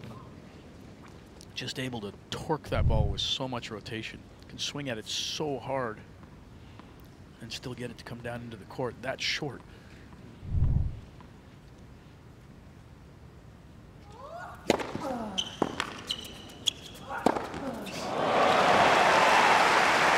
That's a volley. 30 love. This is getting into dangerous territory for the #1 seed here.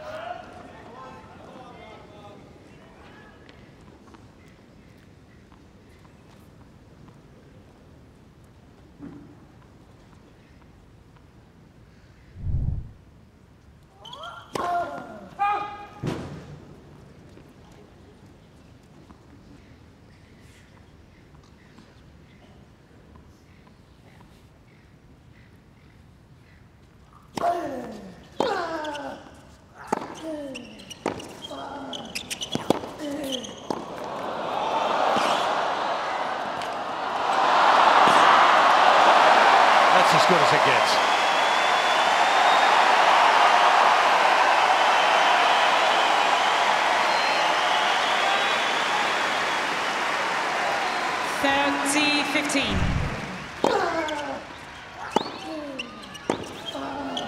Look at the court coverage. Look at Nadal cutting the angles down on the forehand. The volley. Exquisite. The space that was used in the court on that point. Just amazing.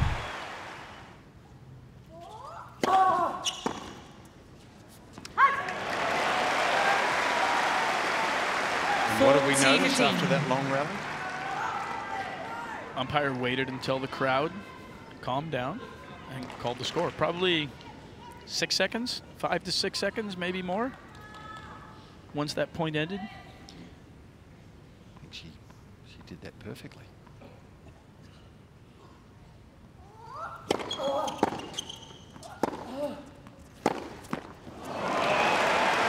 Game team.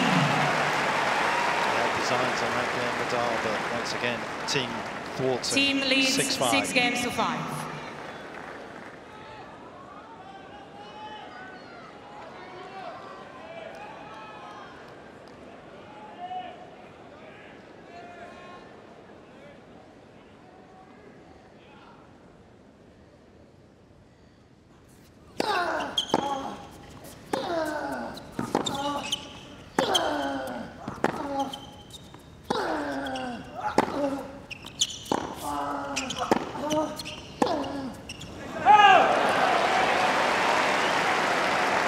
Nadal would certainly like to enter another one of Jimmy Van Allen's inventions. Yeah.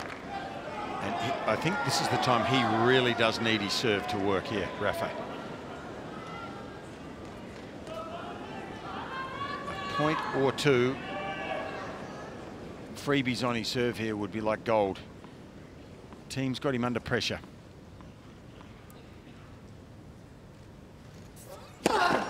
Led for service.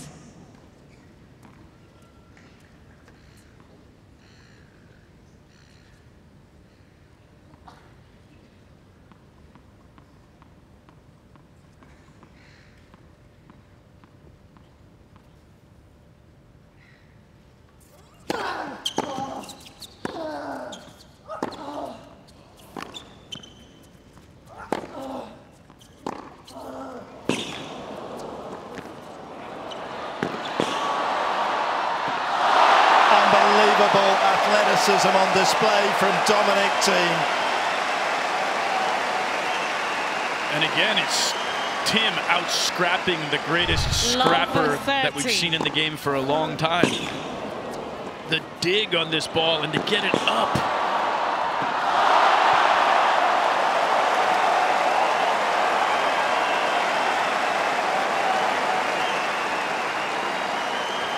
He works like a champion, does Dominic Thiem. He has to be one, surely, one day. He gives everything to this sport.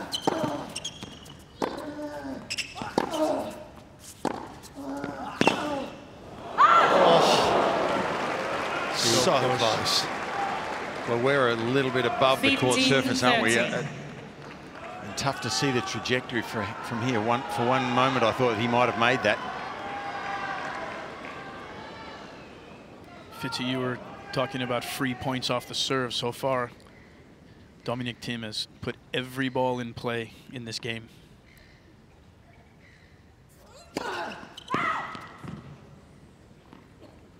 Don't expect him to miss here on a second serve.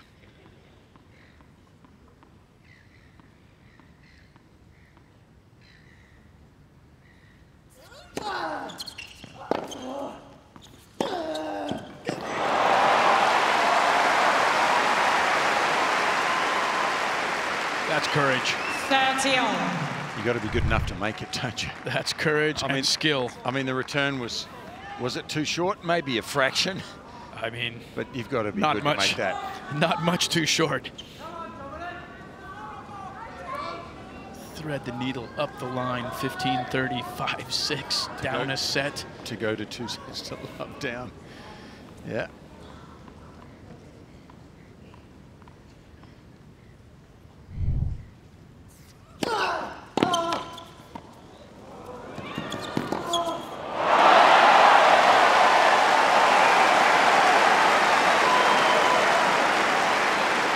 To applaud, I'm sure, if you're a Rafa fan. 14. But you should. This has just been exceptional from Dominic Thiem. No free points. No free points for Rafa in this game. Needs one here more than ever. A point away from a 2 sets to love lead.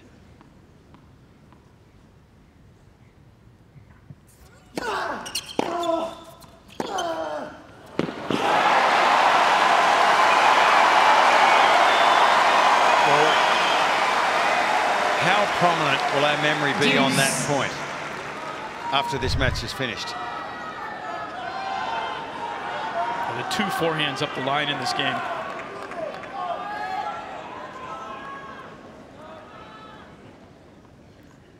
Is that the one that wins the match for Nadal?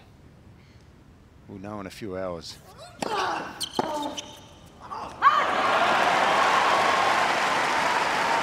Advantage.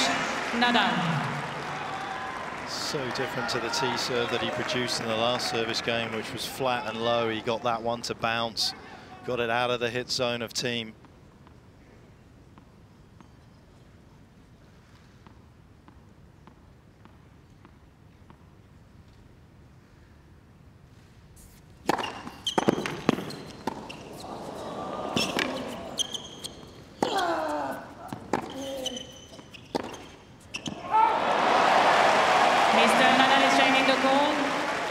On the right far sideline. The ball was called Actually felt out. like it was in, but it's been called out. It's Nadal in the relative safety of a tiebreaker as he's still got work ahead of him. Game Nadal. A seismic shift in momentum potentially coming our way in this contest. He's got a lot of work ahead of him if Thiem keeps returning like that through the tiebreaker. Tiebreak. He was on every serve that Rafa hit in that game. See how much this match is in the balance. You know, a seismic shift over a couple of points, and it can happen. But it just gets to show that we're sitting on the fence here. This is anybody's.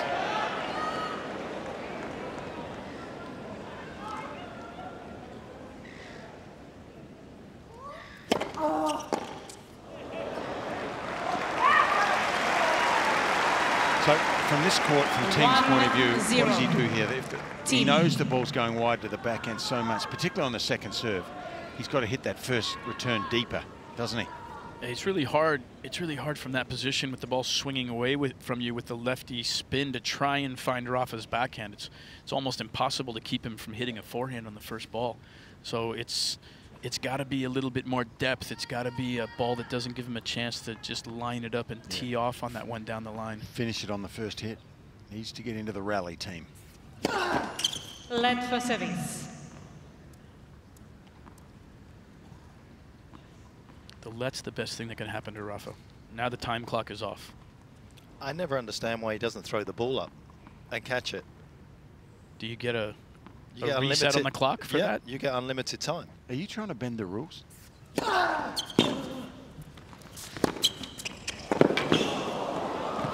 gee. No. By the way, I was kidding. Right. 2-0. But absolutely, you've got a point. He could throw the ball up. But, that was a little joke. But gee, this is not. This is a tough miss for the champ, isn't it? Well, I think Thiem's earned that by the quality of his hustle already in this match. Nadal didn't want to nudge it too deep. And Thiem was on his way. His balance is something else. His strength out of the hit.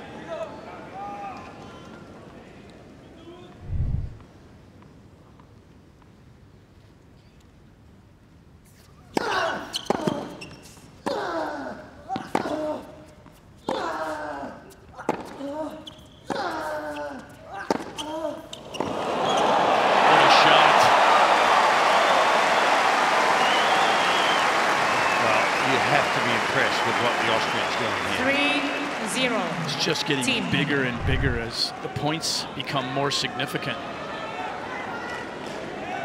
I think one of the things about that point before too is that psychologically it's so big when you feel you're in a position to win a point and the other guy steals it from you on an air or something else. Thiem now in the driver's seat here. Double mini break.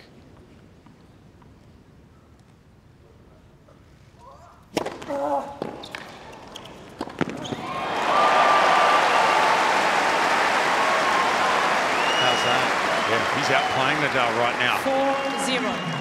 Thiem. He's just reading the game like a master right now. Wasn't intending the serve and volley, but when he realized the serve was so good, off he went. That was what your good buddy Tom Gullickson would call serve and survey. Wasn't a serve and volley. Surveyed the situation and then came forward. I love Tommy Gullickson.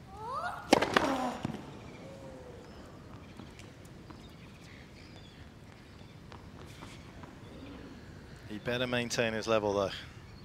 Nadal will give him nothing from here.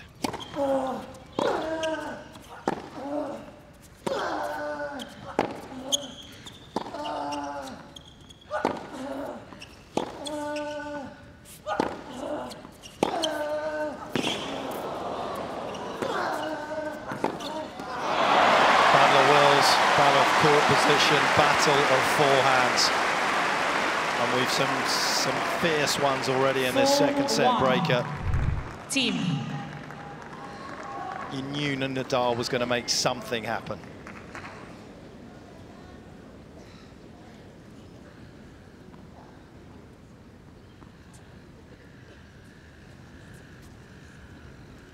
Jimmy Van Allen did have something though, because this creates drama. Absolutely. The inventor of the tiebreak.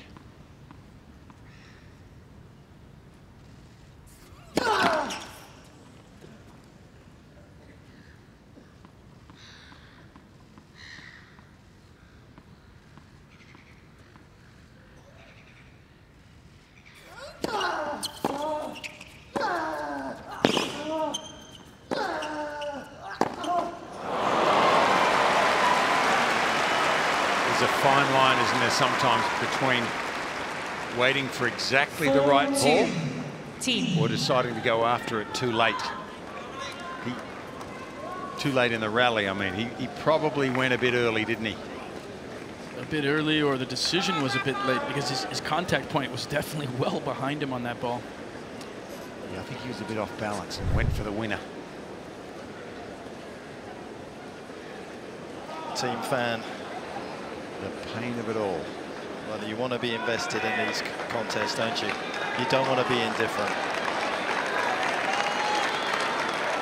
And this man has led an army of believers for the last decade plus. Do they still believe? Are they wavering? He certainly is in terms of the scoreboard. Not his resolve, though. Thiem, perhaps for the first time, though, being up 4-love in this second set breaker, has something substantial to lose. He was trailing in the first. He got himself out of a hole after Nadal failed to serve it out.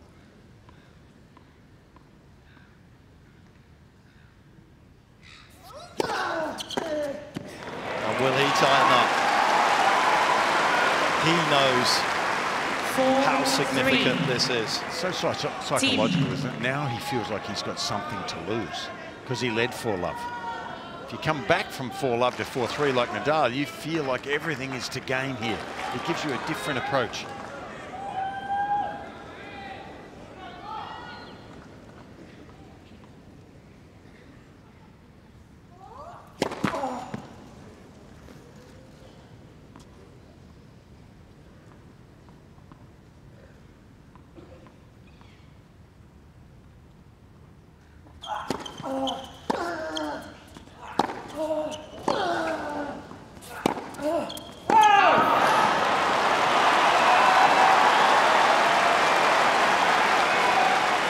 Amazing.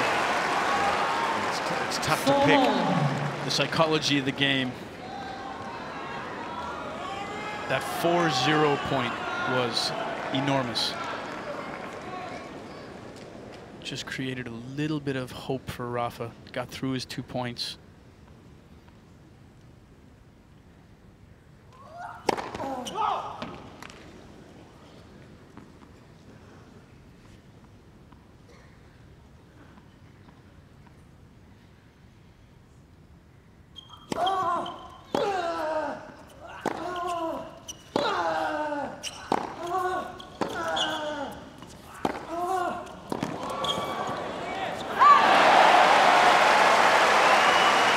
Blistering forehand from the Austrian. Just a rawness to his tennis at times that is just bewildering. Both players have to be so brave right now. You can't pull back at all from anything.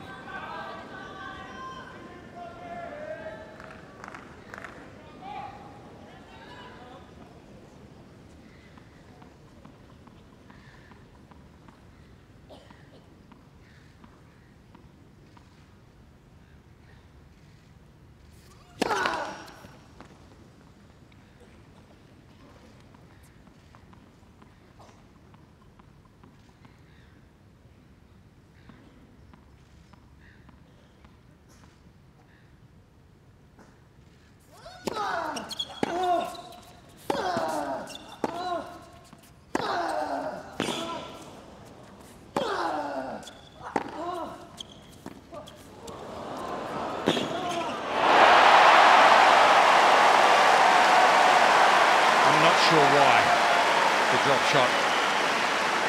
It's a risk on this surface. Looks great when it comes off, but it bounces so high on this surface. You have to hit it perfectly. I agree with you, Fitz. I think he read, he was a little bit inside the baseline. He was reading that Thiem was a little bit more off balance and deeper than he was, but the movement to that ball from Dominic Thiem was phenomenal. Yeah, but Rafa knows he's moving well, doesn't he? He still hit the drop shot. 2 set points.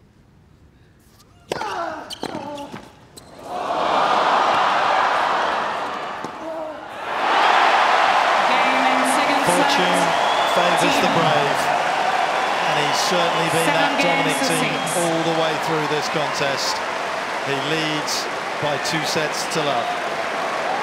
Thiem leads by 2 sets to love. 3rd set, Nadal to serve.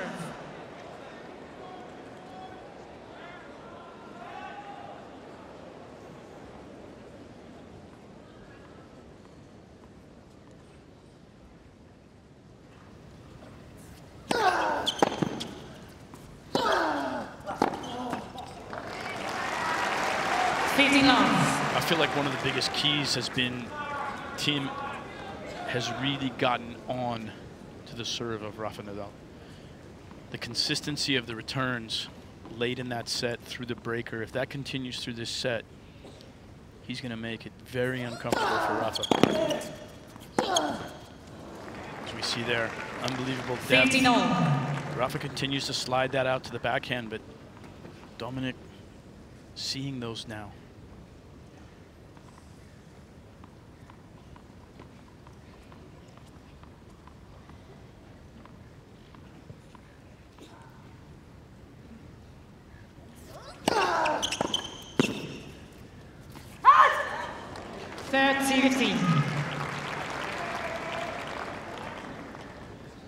Thought he had made that at first.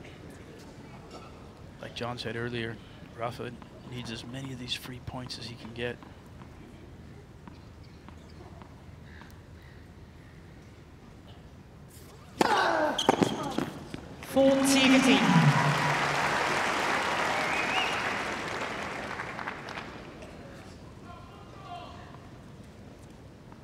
Rafa certainly be pretty keen to get up and running here quickly, get round the other end, try and see if he can take advantage of any adrenaline drop.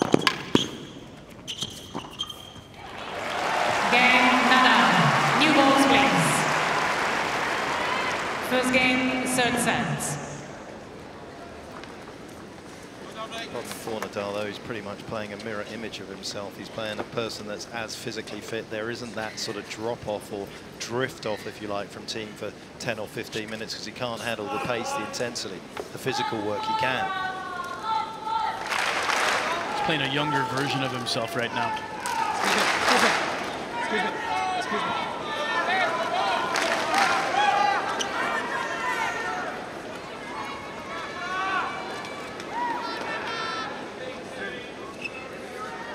I need the stringer on this one, please. I need the stringer on this one.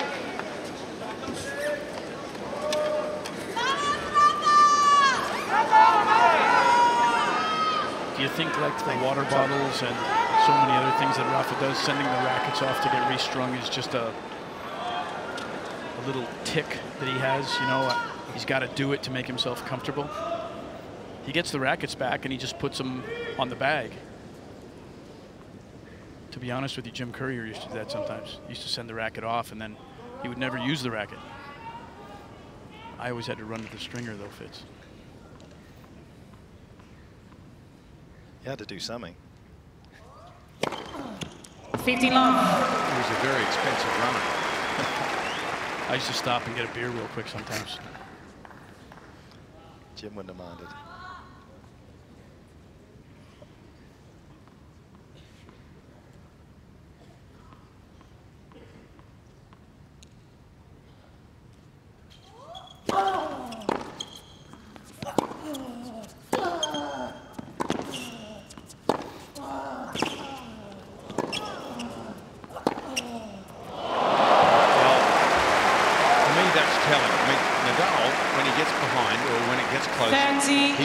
Step up the forward speed.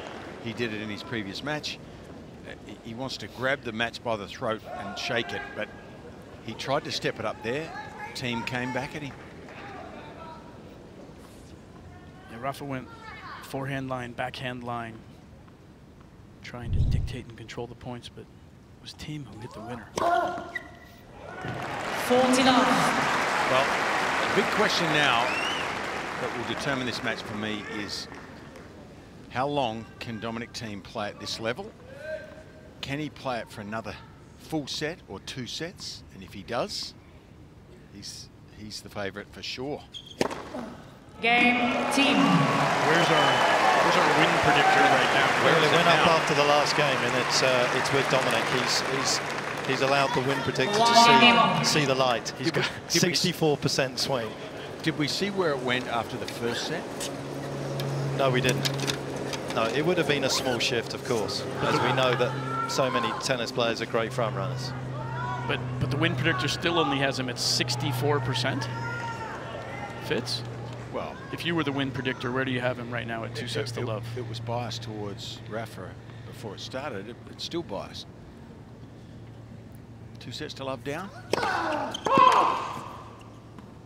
So you're accusing the win predictor of being biased? No, I actually think that it's probably 70%. I mean, Rafa, if he gets a set under his belt, it'll change. He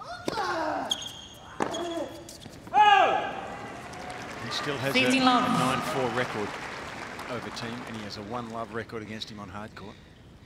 It was close though, wasn't it, at the US Open in 2018?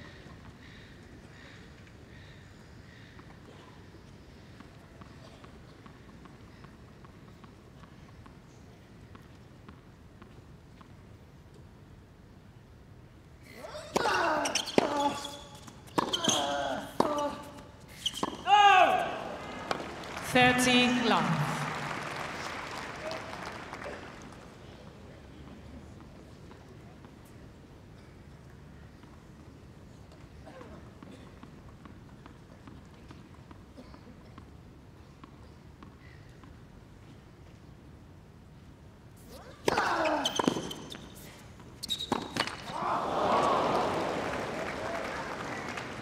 $30-15.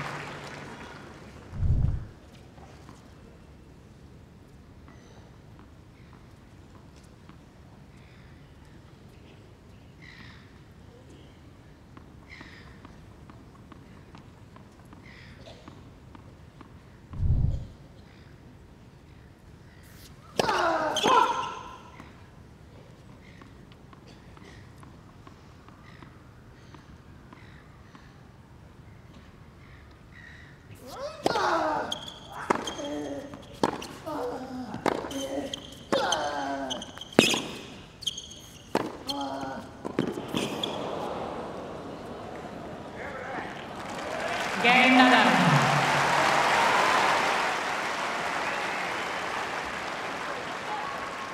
Nadal leads 2-1.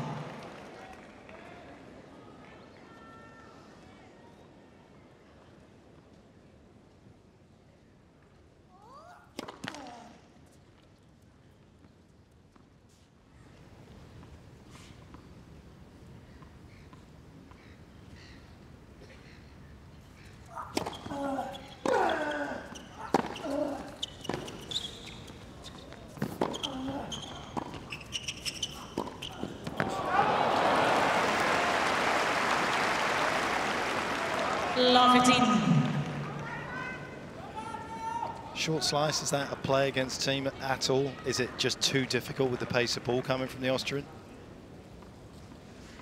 It's definitely a tactic that Rafa employs against a lot of players. So we haven't seen it as much tonight. I think respect for Dominic's backhand. He generally likes to take the backhand slice down the line. We haven't seen that play very much.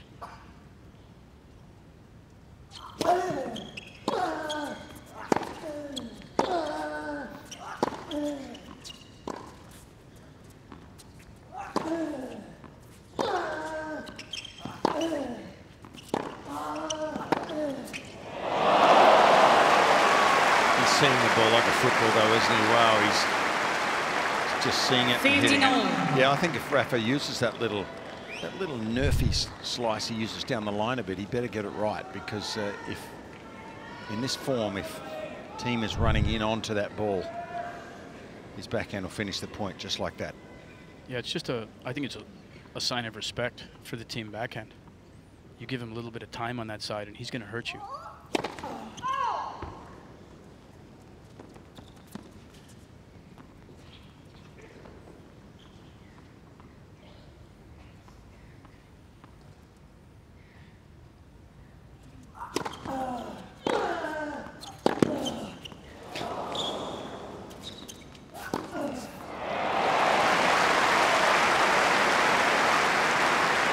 first forehand was phenomenal.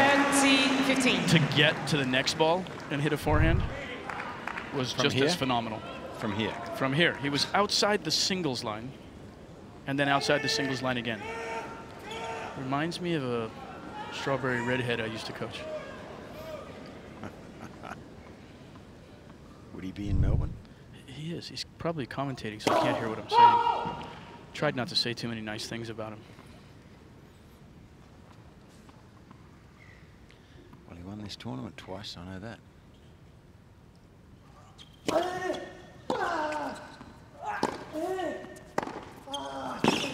And jumped into the Yarra River twice with his coach. With his coach. 30-all. I grew an extra toe after that, you know? I'm not surprised. Great Jim Courier, huh?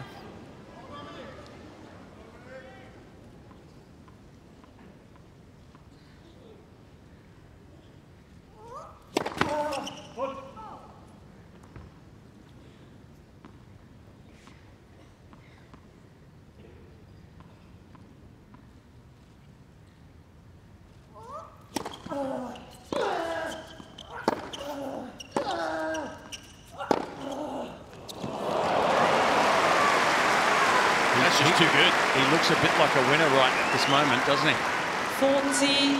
40-30. Talk about staying brave. What do the Aussies say? I kept hearing it from the ATP Cup. Keep backing yourself, mate.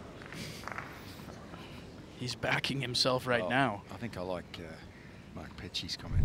Fortune favours the brave. There's no doubt about that.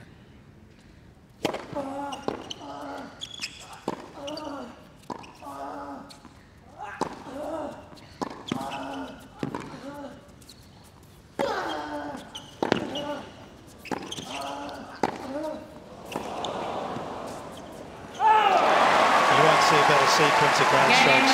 Thiem.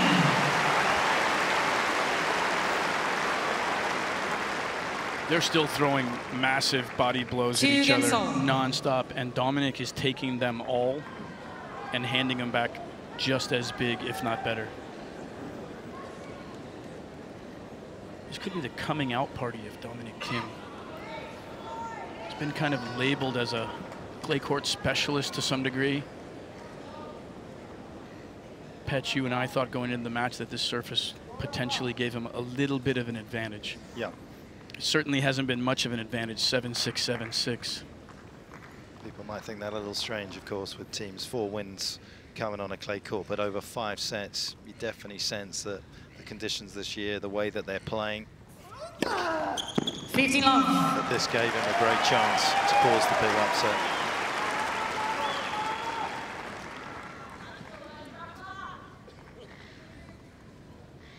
Still a lot of work to do here, especially against Rafael Nadal.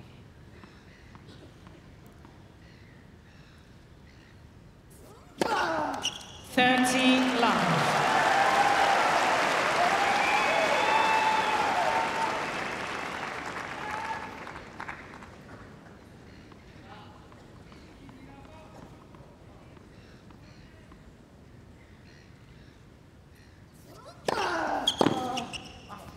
Hasn't made as many returns tonight, actually, Thiem, than he did in New York.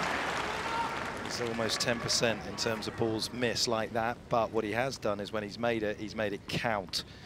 He's up about 10 Ks on his first serve return, and he's up 11 on his second serve, taking away Nadal's time. Game. But if you can't put a racket on the ball, as he couldn't really in that game, there's very little you can do about it. Terrific from Nadal.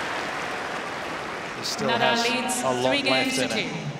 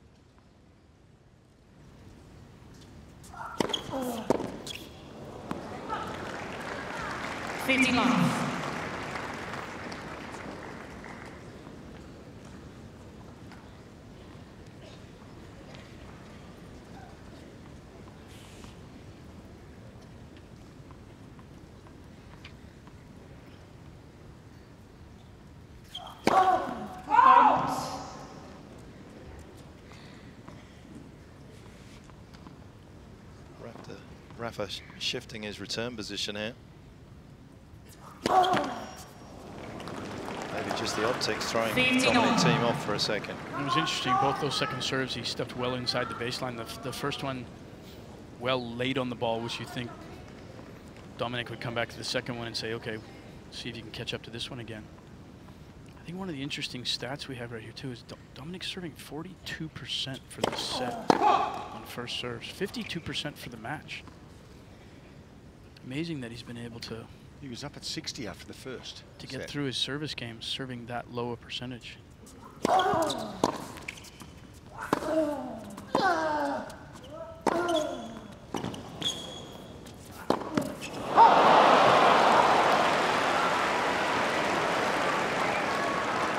15. This is similar to what we saw in both of the first two sets. Dominic, a little bit loose, double fault. Kind of a wild swing on the full swinging volley. Puts him down 15-30. This is what led to the dropping of his serve in both those sets previously.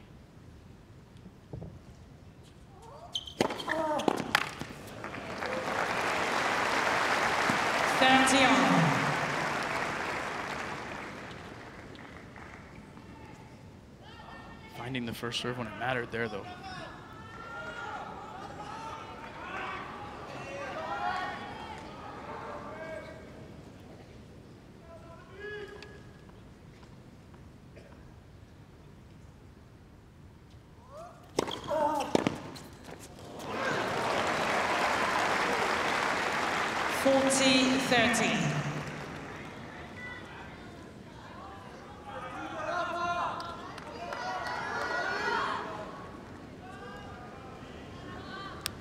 That's an expensive seat.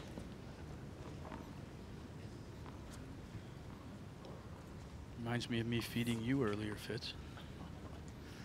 That didn't happen, viewers.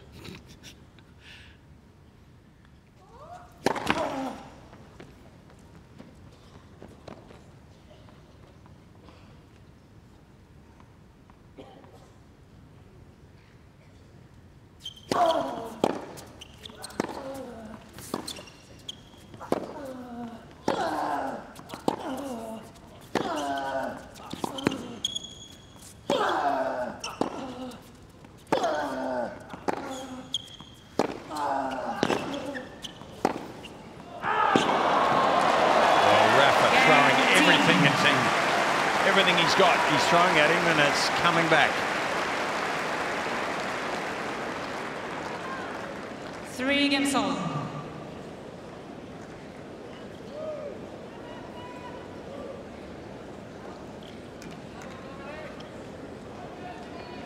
Absolute bolt of intensity between those two in that last rally, and once again the Austrian standing firm.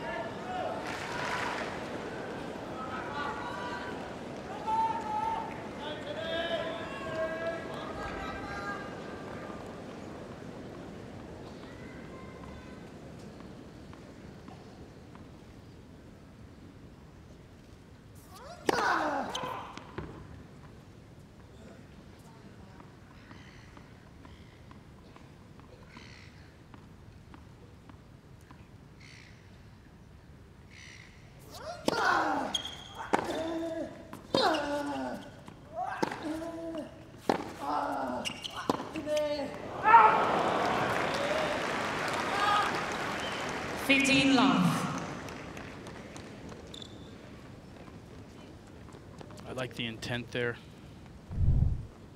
Saw that opening. Took space with his feet.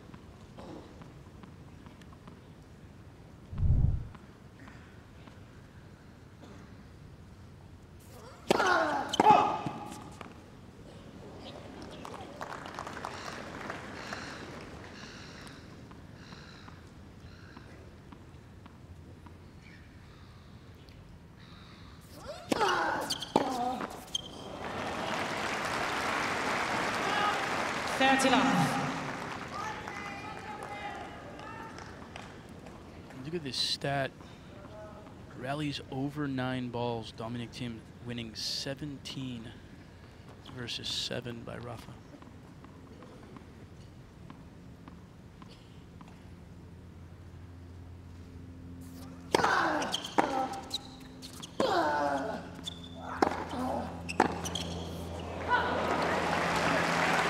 the difference between this and the US Open quite stark, isn't it? Nadal winning the majority of 9+ rallies in New York that day on the only other meeting on a hard court. Rafa winning 17 to Thiem's 15. I think it's so telling you. You dictate, you control play, winning the shorter rallies, you get through your games, but you really break your opponent's back by getting through those longer rallies, so emotional. 4-15.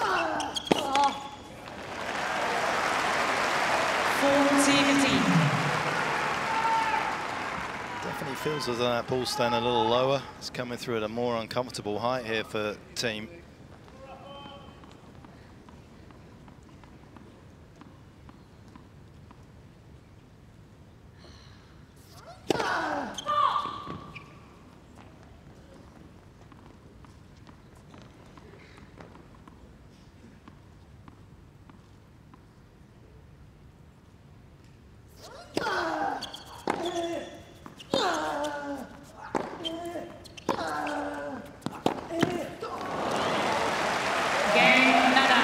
Plenty of belief from Nadal's reaction there that he can turn this around. Things look a little ominous. Nadal leads 4-3. Even so, 4-3 Nadal.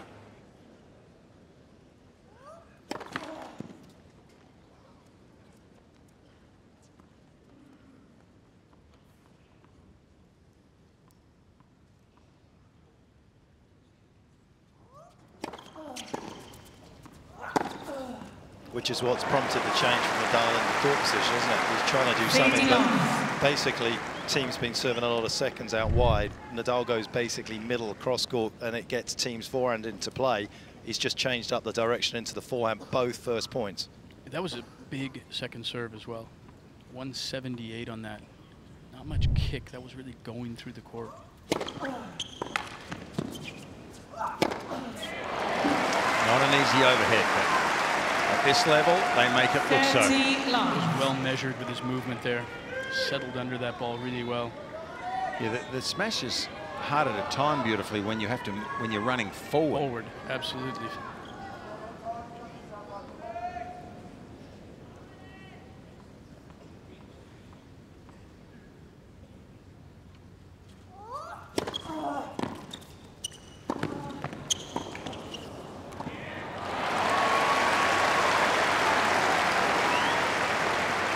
Shown us a lot.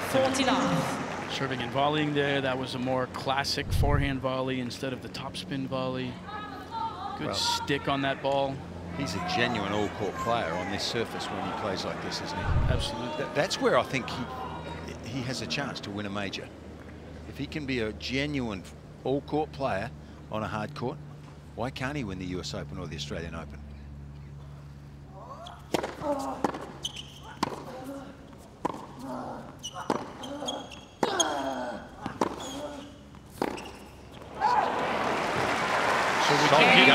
Would you give him a better chance here, Fitz, than at the French Open? Well, if he's playing like that, if he's coming forward, if he's attacking, if he's playing with courage like he has been. If Rafa's not around, he can win the French. Okay, but we're talking about a guy that's probably won double the number of French Opens and the second best clay court of all time. So you're on board 6, Rafa 12. He's this, right? I mean, the last couple of years, it's probably fair to say he's been the second best clay courter, isn't it? Sure, he's been in the finals 2 years in a row. Yeah, without a doubt. But I think you're right with Rafa there. Until Rafa's gone, I think he almost has a better chance here on a hard court.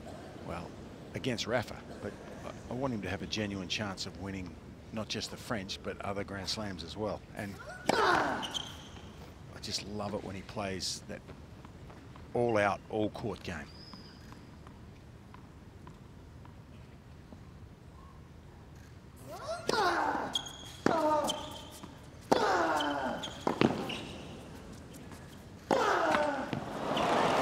Great defense, wasn't it? How deep was that chip forehand? Yeah, he's moving before Rafa hits his second serve right now. The problem for Rafa is if he goes out wide, Thiem's forehand's so powerful into the backhand, Nadal 90% of the time takes his two-hander off that first shot back cross court, and now he's suddenly got to protect the whole baseline. We've seen how good Thiem's forehand down the line is, as he's going to just use a bit of sweat on the court here to take a bit of extra time.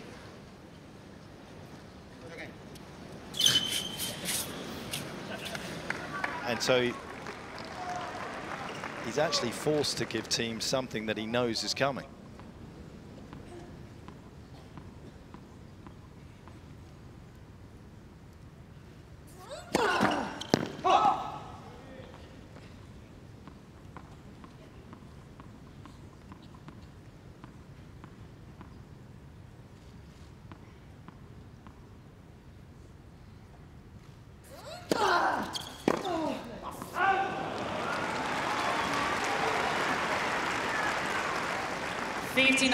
Well, not a bad thought process from Thiem, but the serve just beat him on that occasion.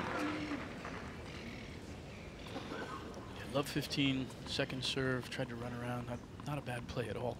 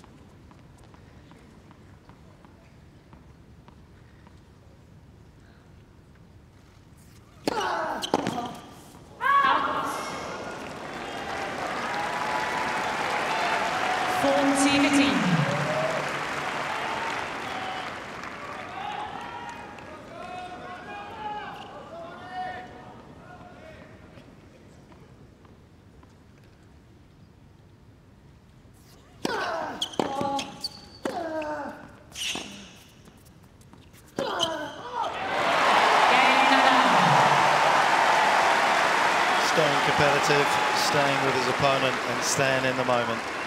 Skills that Nadal has in abundance. 5-4, third set.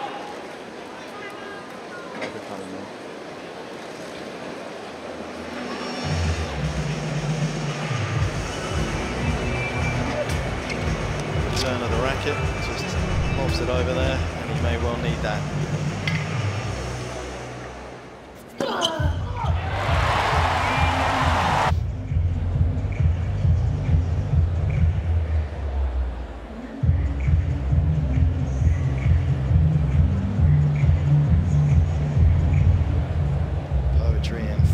There from Nadal.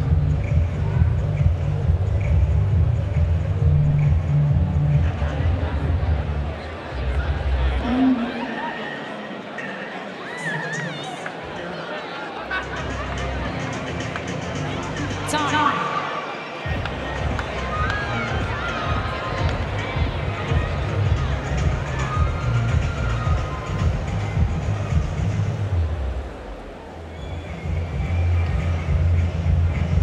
6 minutes shy of 3 hours this contest already, and we haven't got through the third set. Where are we going to go from here? Another tiebreaker potentially looms.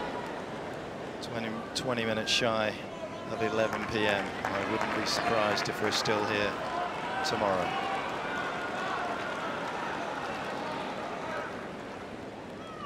Thiem serving to stay in the third.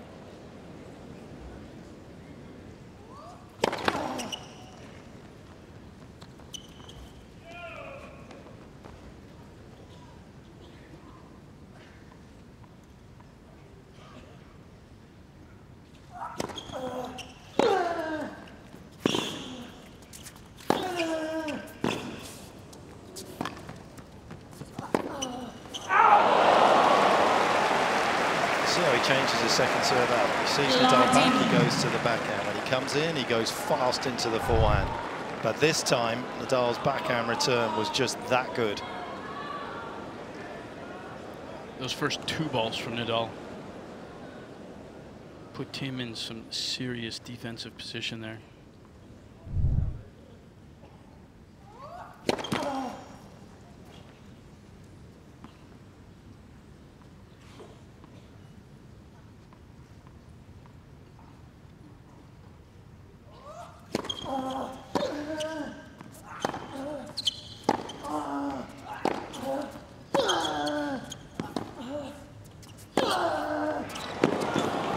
Talked about it early in this broadcast, Brad.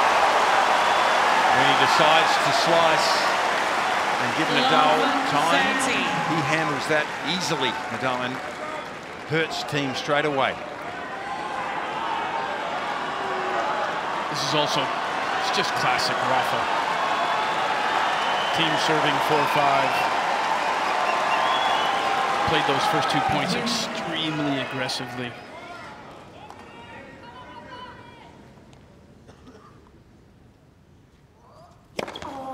15-30.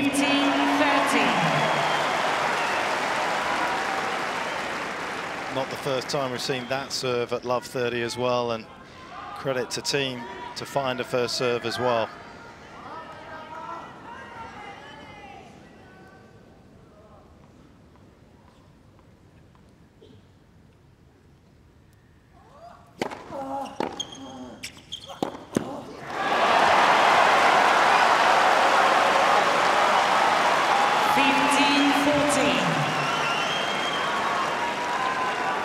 Found the first serve, but not the backhand this time.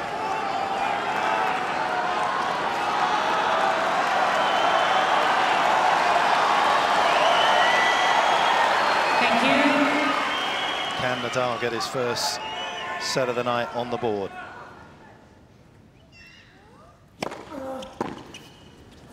Oh.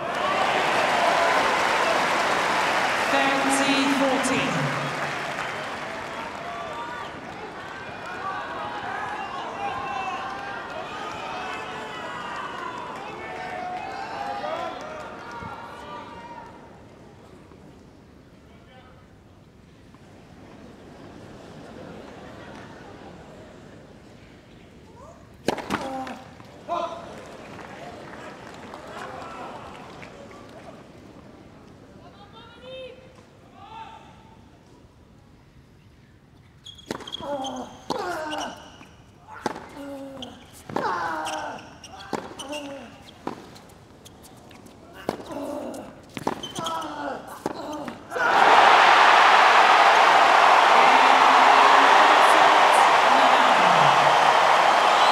What a moment, what a game from Nadal, and how was that celebration? You better believe he still feels he can win this.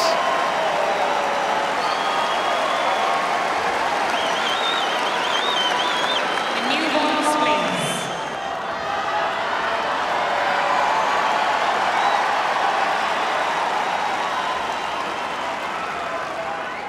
The comeback has started in earnest for the world number one.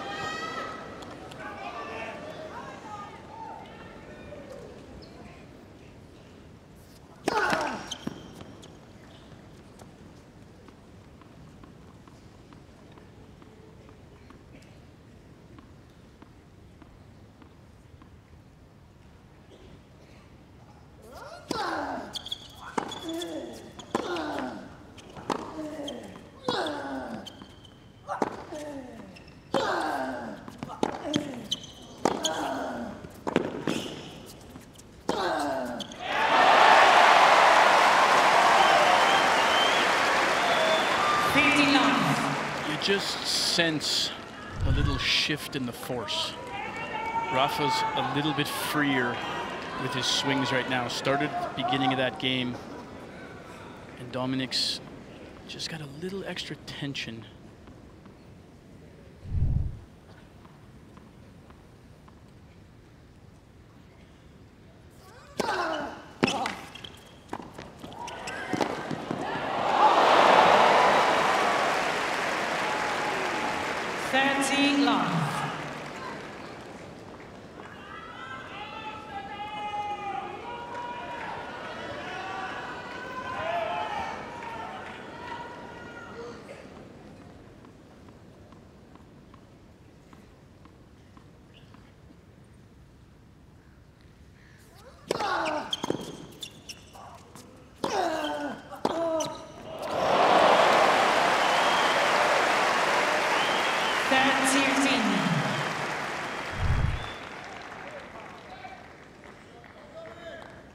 Very few players can hit a ball like this. Thiem taking it on the rise into the open space. Wishes he had that one back in the last game. Those two backhands. 40-15. Just starting to roll through his service games here. Midway through that third set, he put in that terrific service game. Suddenly looked like he'd found a little bit more, certainly the location of it closer to the lines. Kind of stopped that return for a while, but Thiem's found another one there.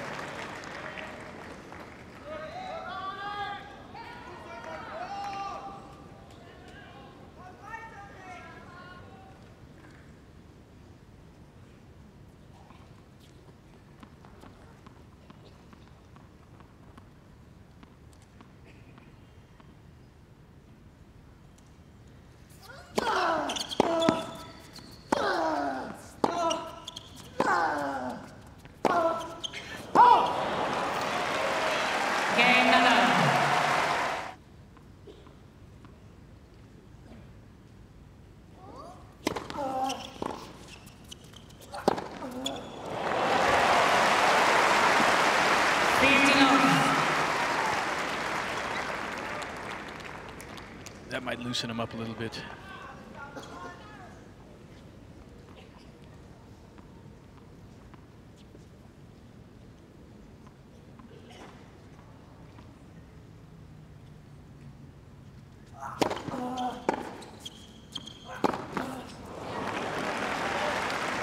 Missed Old Faithful there.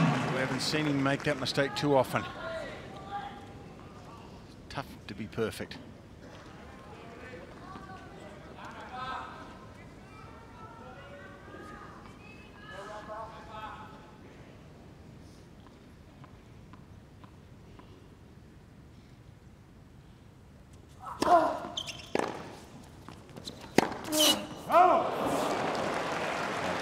Hit there from Rafa. 15-30. Created more angle across court and it made it more difficult for Thiem there. He had to go for a low percentage winner there. He was so far off the court.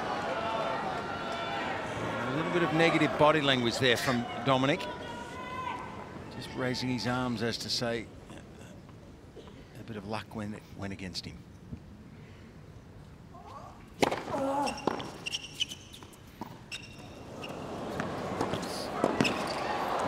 That's concentration, surely. That's a big mistake. There's no room, is there, for big mistakes when it's this tight, and he's just made one there, I feel.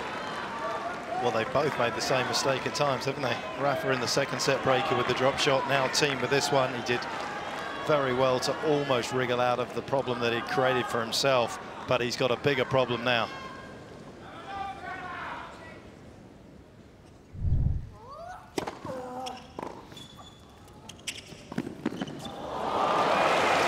Great serve. 30-40. More measured on that touch shot. The drop shot was just... It was a checkout point. Oh, yeah. He checked out there mentally. Yeah, on the drop shot, and he hit it poorly. Rafa got to that ball at the top of the apex. So, good comeback on that point. One to go.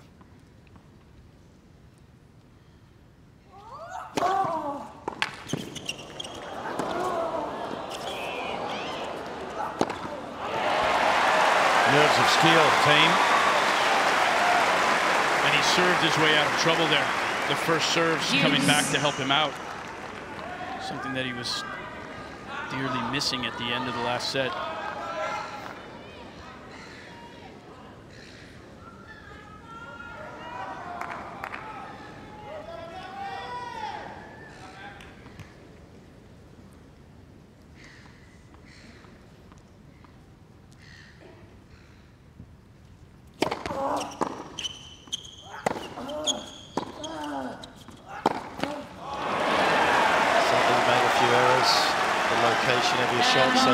Conservative. It was much more central, that forehand, than it has been in the match. Nadal made it easily. And the chances are coming thick and fast at the start of the fourth for the Spaniard.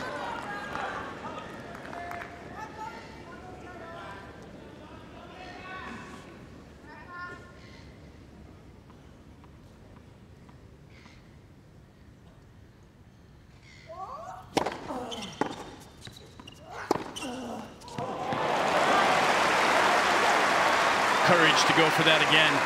Deuce. Got to stick to your guns.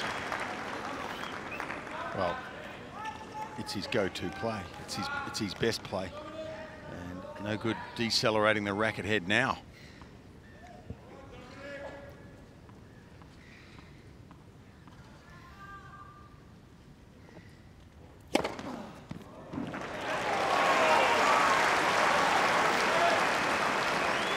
Advantage team. Oh, too late, Rafa. Rafael, it's too late, Rafa. If I am there, I don't have time to go and check the mark. No.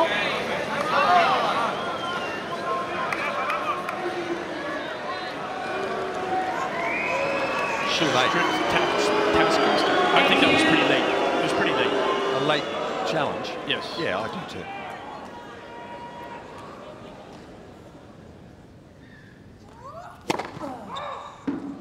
We've just been informed that that was in as well. Not that that'll make Rafa any more happy.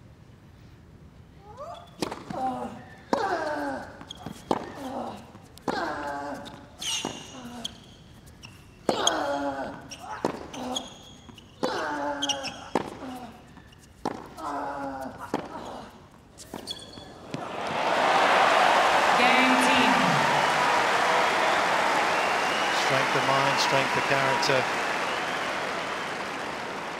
One game all. You build up this resilience over a lot of years, don't you? You can't just snap your fingers and play at this level for a sustained period of time. He's definitely tested there in that game. We know he has the physical capabilities of staying out here for a long time. But there's that mental drain as well. That was a serious test that he got through there.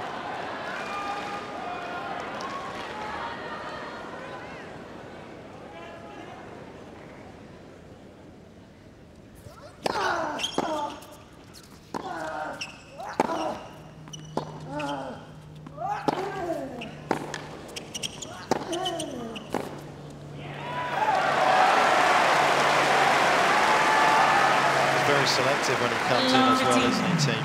He doesn't often give you the one shot to bail out of trouble and get it past him. He knew he had Rafa on a piece of string and he wasn't going to give him a free shot.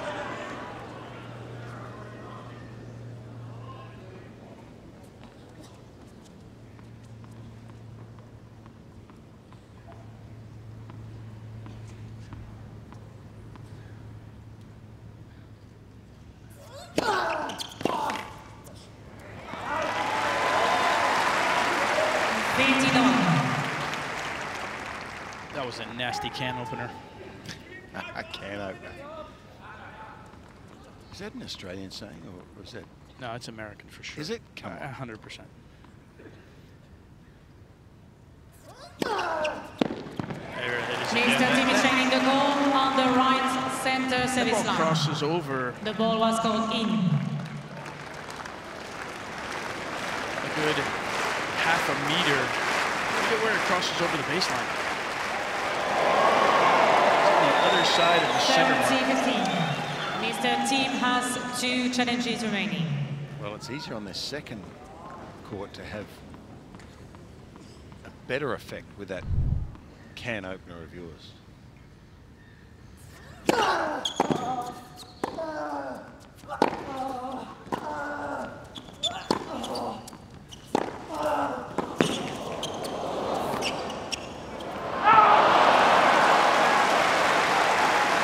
Starting to get into the Rafa serves a little bit, isn't he? Now this game for sure he's looking like he did earlier on, where he was willing to do the work to get to every ball, playing defense to find offense, forcing Rafa to hit an extra ball during the rallies.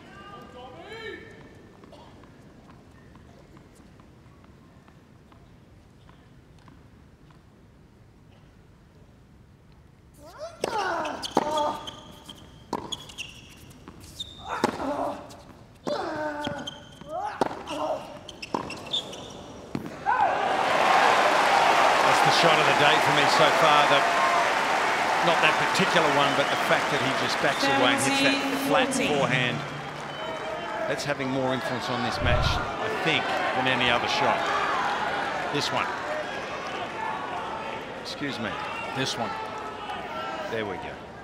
Taking that ball, as you say, at the apex of the bounce and just driving through that ball.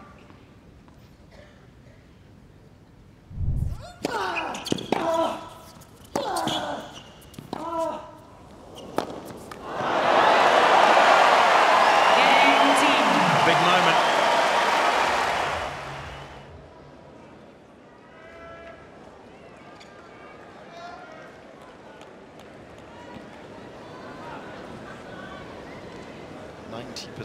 The win predictor says the team will get over the finishing line. I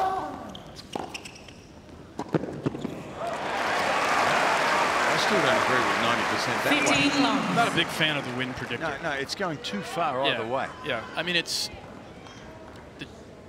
this chances of Rafa not creating at least one or two break point opportunities in this set is very small. Yeah, I'm with you. If Nadal doesn't have more than 10% chance of winning this match from here, I'll go he.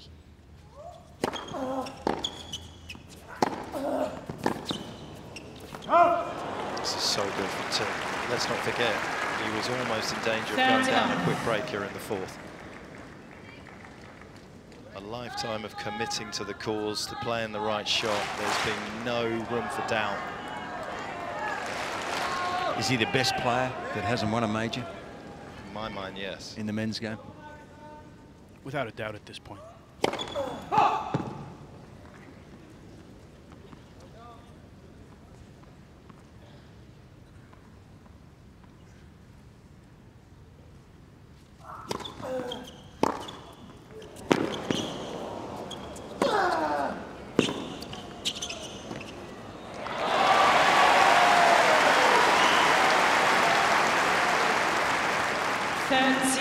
Well done from Rafa. But the defense off that first ball, how many guys are going to get to that ball and not only get to it, but then make him have to play still? Under 5 on the tour. I think a lot of guys put a racket on that. Not very many guys make it.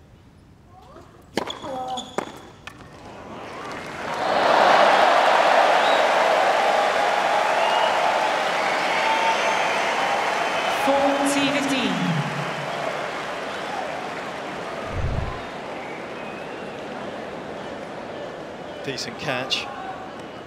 Sure, in Nadal's mind, that's the best thing that Aryna Talk's done tonight. I think she's been pretty solid.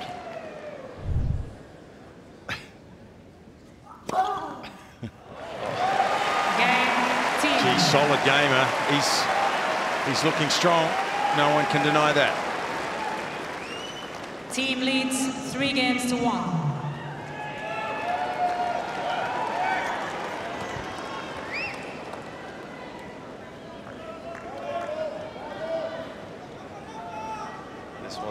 Vision or the dream when he came out here.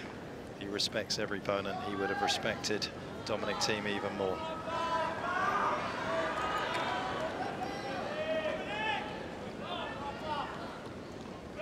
The ball has been detonating off Thiem's racket in this fourth set in the last 3 games.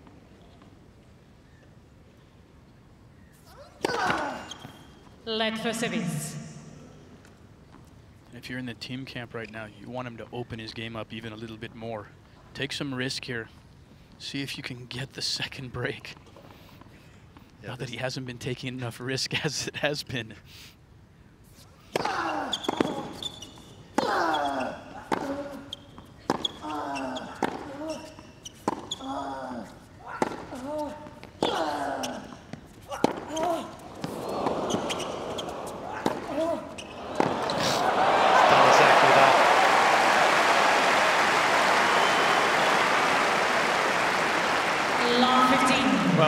There's certainly been some players over the journey against Nadal who have thought the way to play him was to go hard into the forehand.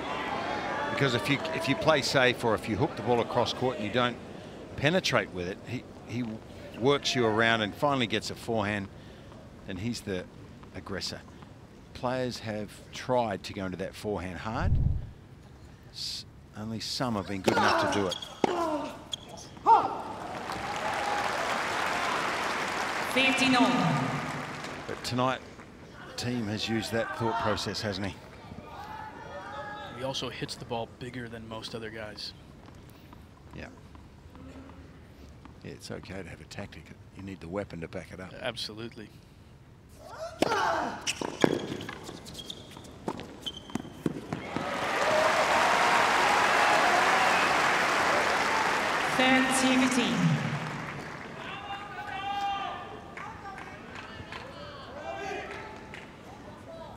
A little bit of somberness there.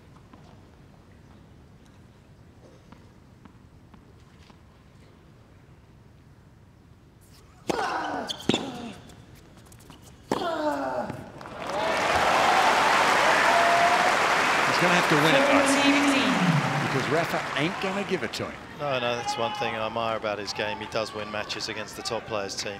He doesn't sit back. He doesn't wait for them to miss.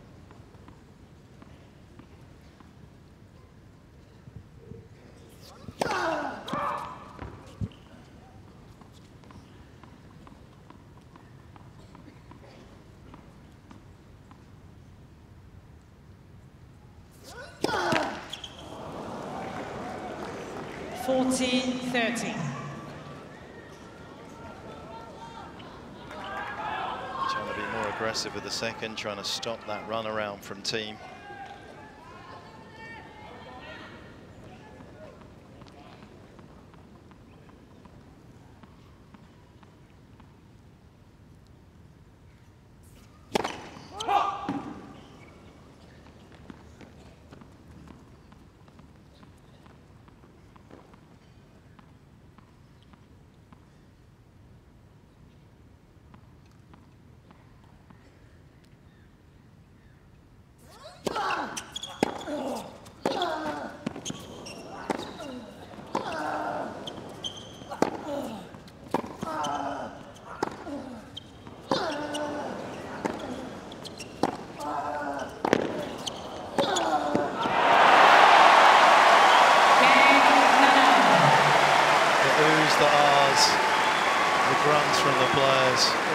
To the occasion.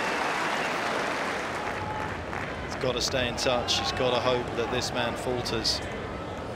He rarely does, to be fair. Well, he's found his first serve in his fourth set as well. 87% now.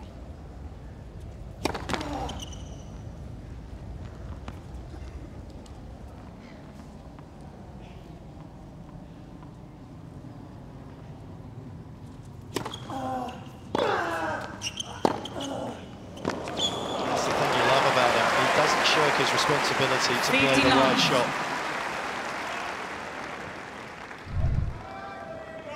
He's just making this look routine, and it just isn't. No, that's an amazing. If we hit one of those in a match, we'd be content, wouldn't we? In a just lifetime. one. In a lifetime for me, Fitzy. Well, to be fair, I was talking about the accuracy, not the power to back it up. I'm not sure we had that. Just one accurate one like that. That'd be good.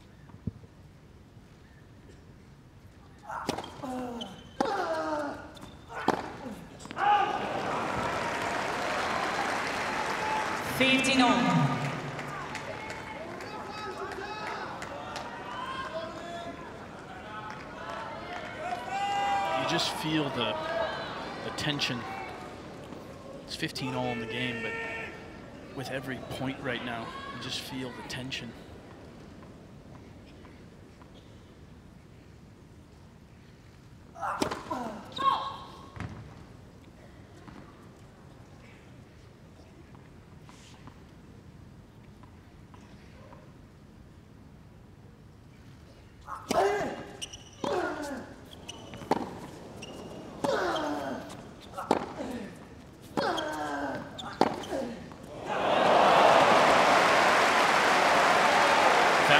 Exact forehand that David Goffin played so many times at ATP Cup, and Alex de Minaur learned from it and did the same thing. Yeah, but the margin for error there is small. You just have to be good enough to hit it. Absolutely. There's no doubt about that, but it's Rafa likes to cheat to his right a little bit to look for that forehand from the offside. 40-15.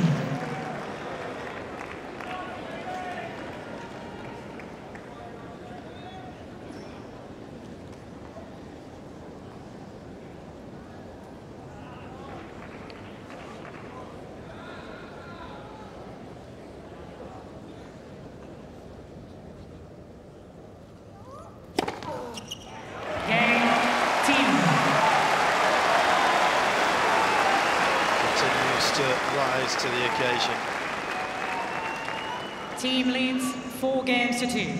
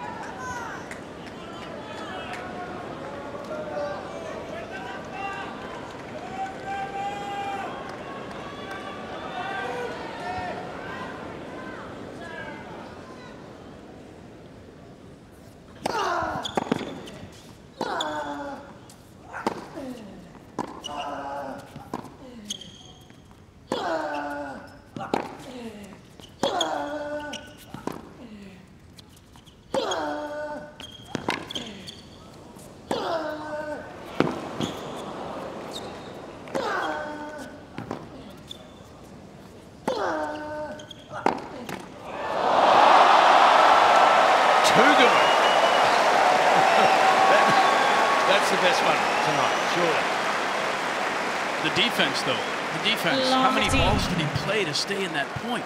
But look how far back he is when he finally goes for the backhand. Just amazing. Well, take a bow. Amazing all the way around. How often do you see Rafa stop in his tracks?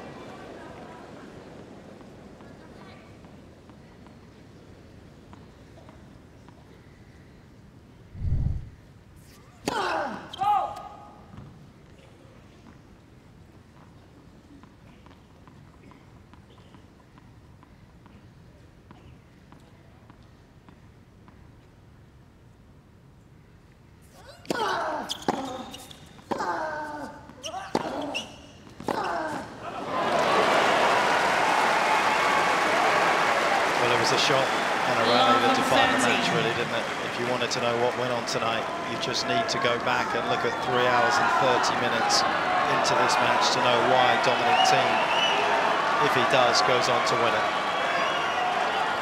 He's had the measure of Rafa, and very few can say that.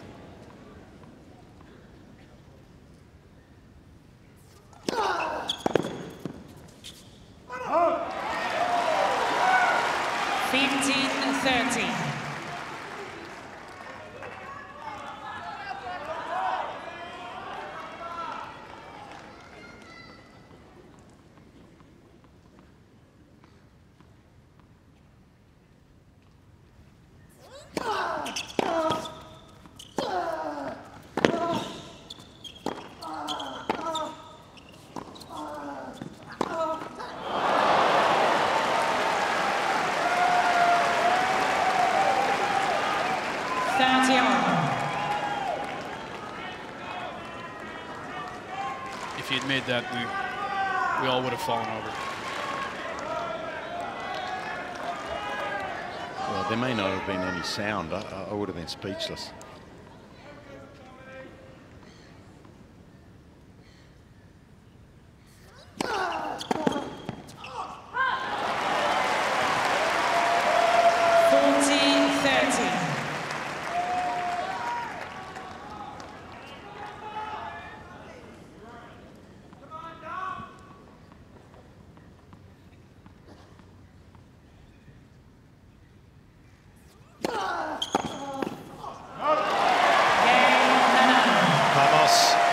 Says Rafa, and he's still in it. He's still within touching distance, doing everything he can to recover this situation. He trails 3-4 in the fourth.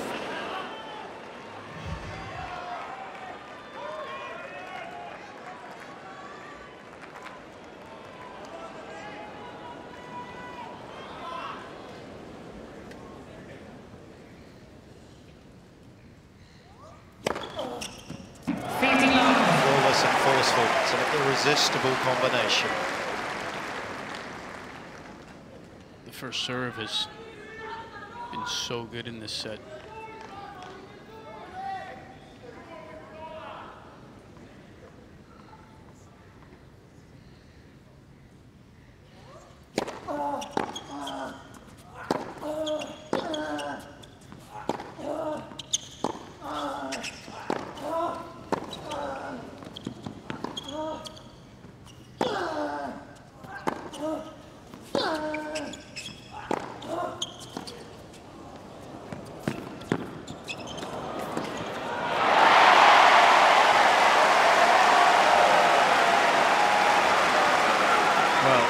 Said you can't be perfect, and he just makes the wrong split-second decision here, doesn't he? Rafa drops that ball short, the one we've talked about a little bit, to bring him forward, keep it low, and that's the wrong choice there from Dominic in that position. It looked like he was caught between hitting a drop shot and not, and at the last second kind of left it just in the middle. Yeah, I think he had to drill that as deep as he could and come under the ball.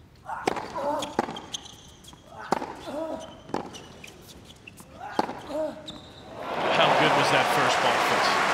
That's the same ball we've been talking about. That one was unbelievable from that position. Was that as good as the second ball? The first ball set up the second ball. They were both awfully good. Goodness me. The depth and the width and the power.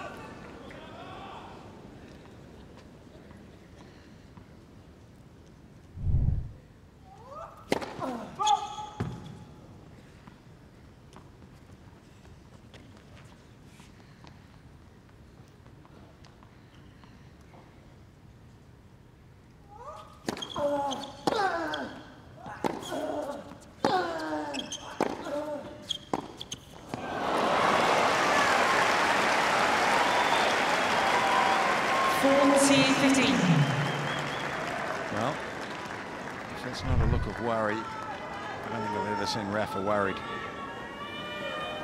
That was interesting, as we talked about earlier. It's one of the first times Rafa's looked to play that slice down the line to the backhand. He's done that so much throughout the tournament against every opponent. Mr. Thiem is training the call on the right service line. The ball was called out.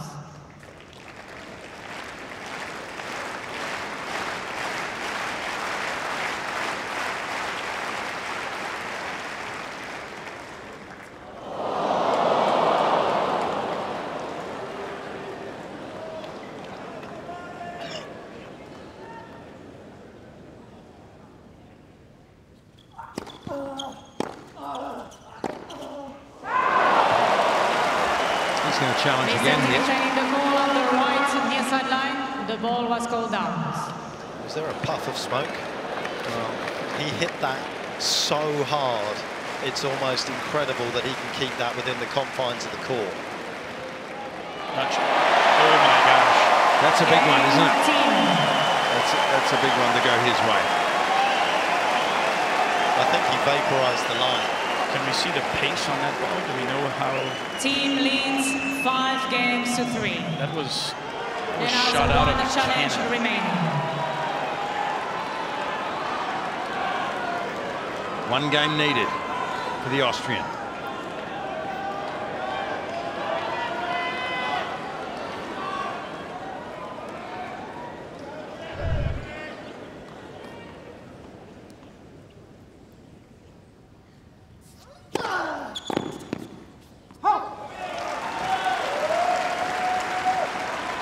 Facing off.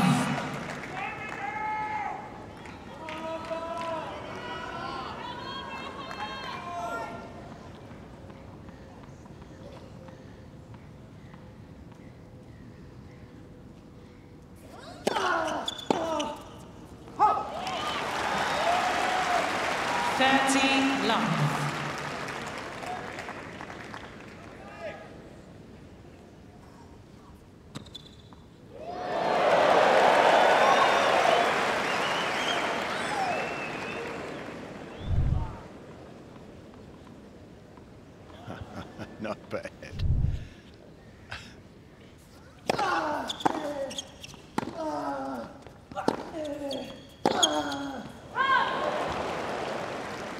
Well, 30-15. I think now that Dominic's got 1 point here, he'll knuckle down.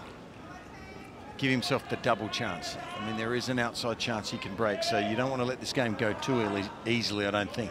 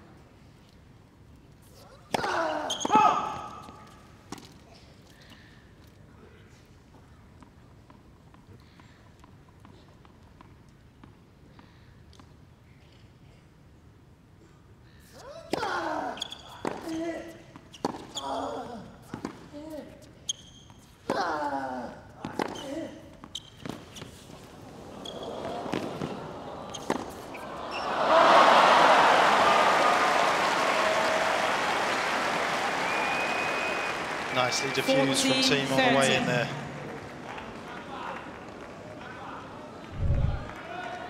Just made himself as difficult to beat as he could.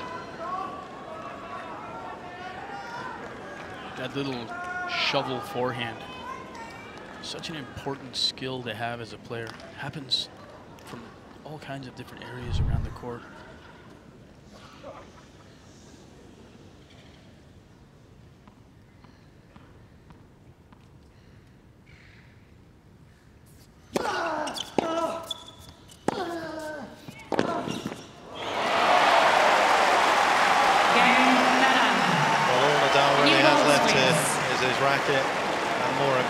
Reputation. 5 games to 4. He's been outplayed for the majority of this 4th set. Can Thiem finishing him off?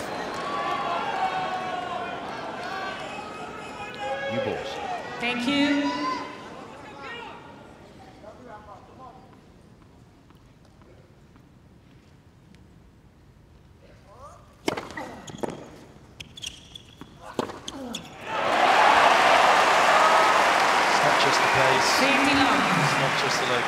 It's the willingness to change things up.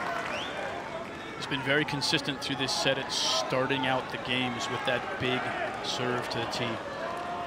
Does it again right there.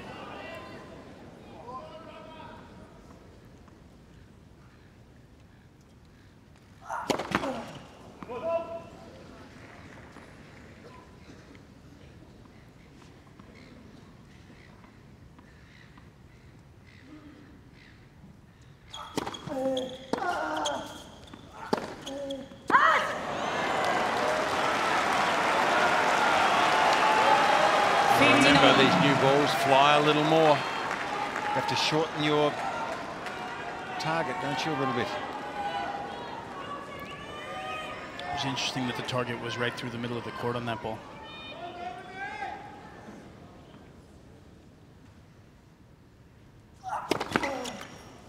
Let for service.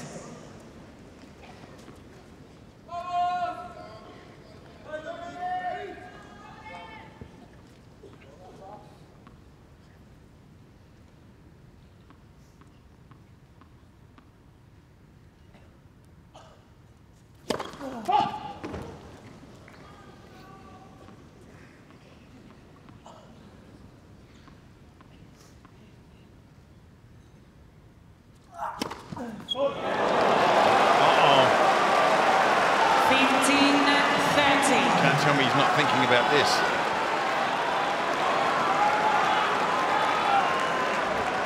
First double of the set.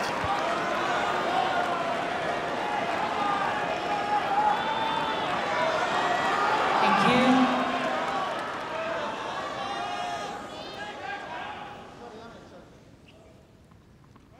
Please.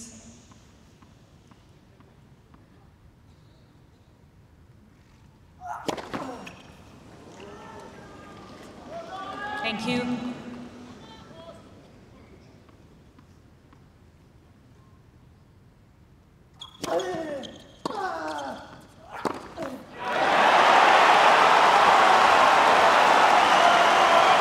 Well, I think the new balls have affected him here a little bit.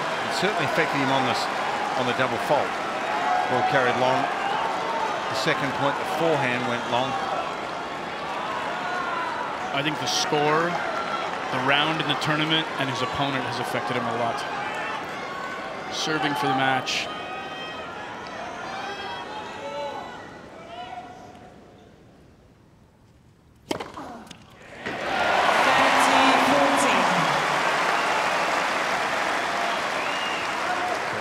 Down to trying to guess where he's going to for Rafa. I mean, he's gone wide twice here in this game on the second court, missed both of them. Does that mean he's going to go to the middle, down over the lower part of the net here? Rafa has to guess.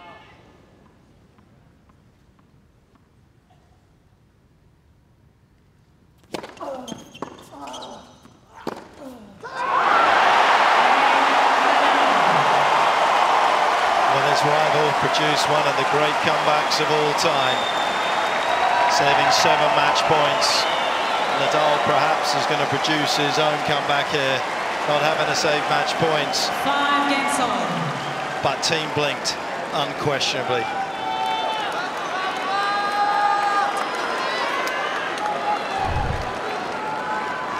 Just like you said, Fitz, before, the hardest thing to do is close. He definitely succumbed to the pressure there. 3 forehand errors and a double fault.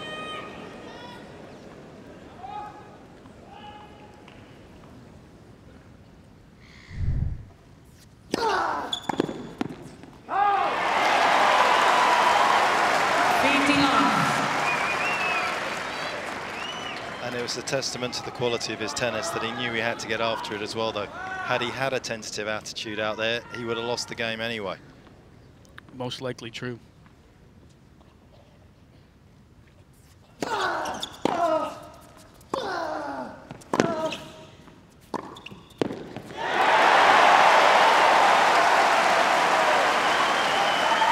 Yeah, I agree. The mindset was right. And you shouldn't change that now either. He's been aggressive all match, Thiem. He has to stay so. Thank you.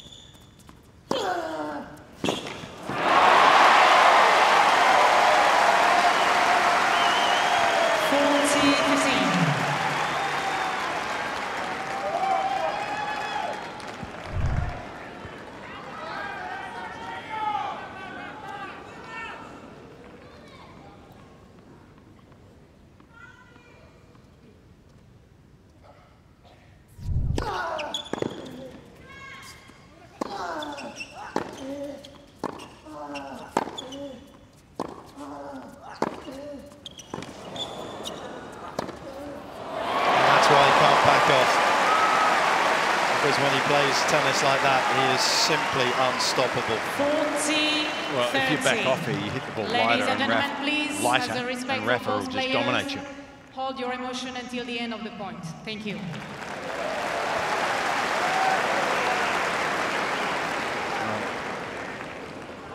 Emotion is what the atmosphere is about too.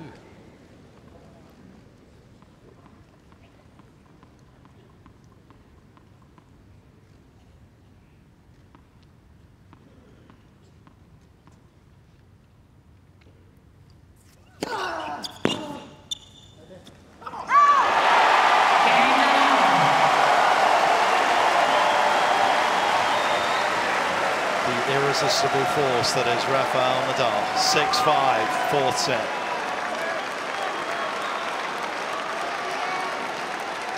We thought we might still be here tomorrow, and there's a good chance we will be. 3 hours 52 on the match clock. 20 minutes shy of midnight. Team serving to stay in the fourth.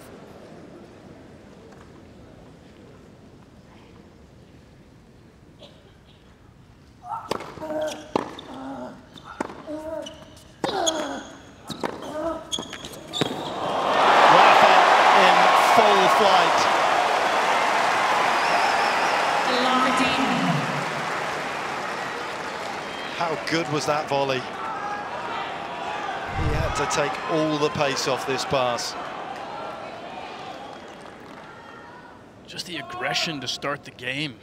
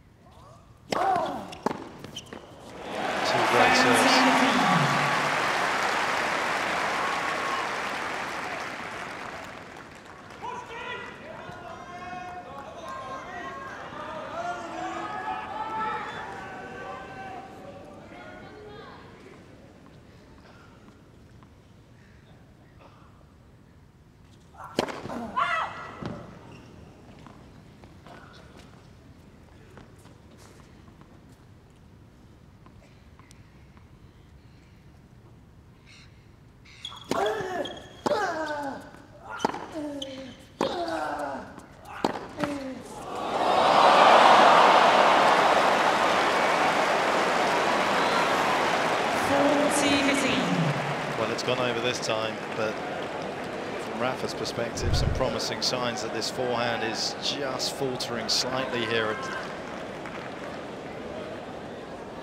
Got away with that one, team.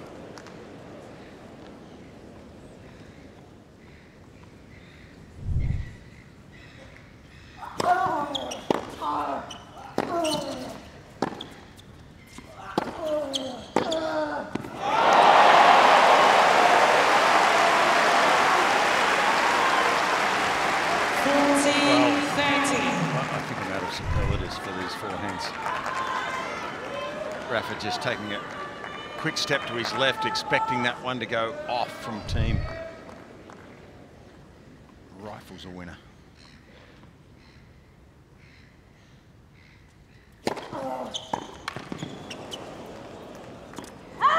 Can he win 3 tiebreakers in one match, Mark? Changing the call. On the left baseline, the ball was called out. Well, he definitely can with serving like that as well. That is a great recovery from Thiem.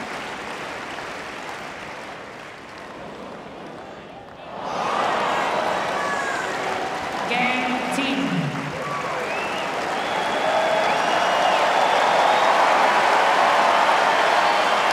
This crowd's had their money's worth, haven't they? This is just magnificent athleticism, power hitting, movement.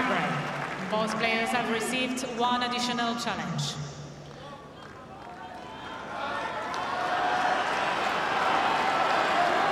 I think that win predictor would be a little higher than 10% for Rafa right here.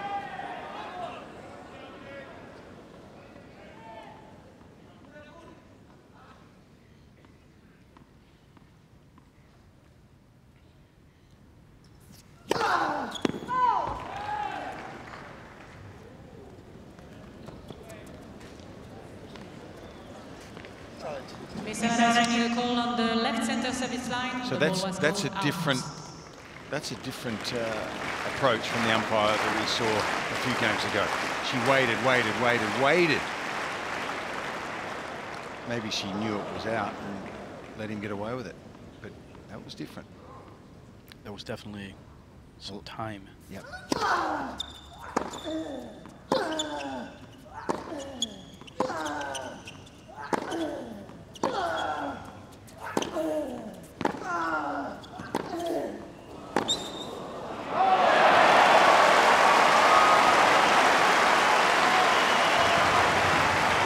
Cain back to the quality, consistency, depth, power we saw through the majority of this set.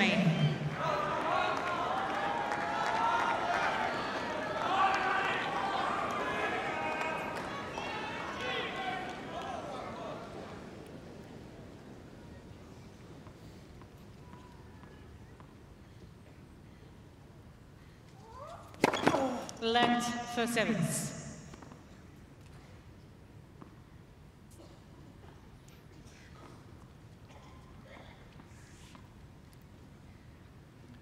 Rafa's as far away from the baseline as the service line is.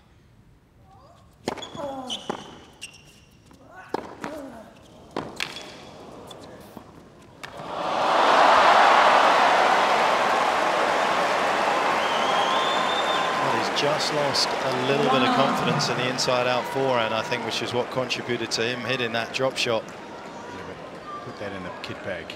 Don't use that now, I don't think. On clay, it's a little easy to hit. It has to be perfect here on this surface. He knows it was the wrong choice.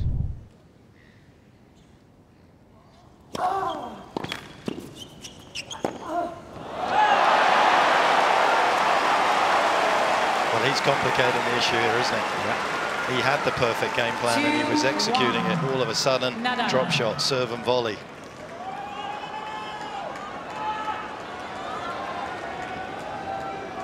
Pressure can make any player lose their way.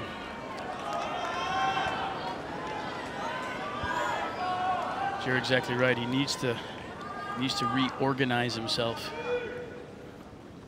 Find what it was that he was doing that was so successful, dominating on the forehand.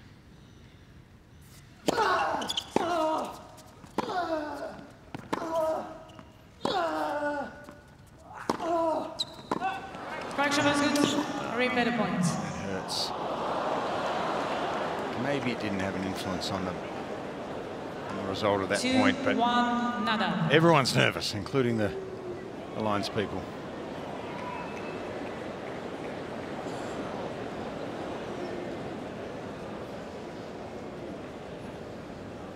What that does is give Rafa a first serve, though. Yeah, you say it doesn't change the complexion, but we have to wait and see if it does. Dominic was comfortably into the point.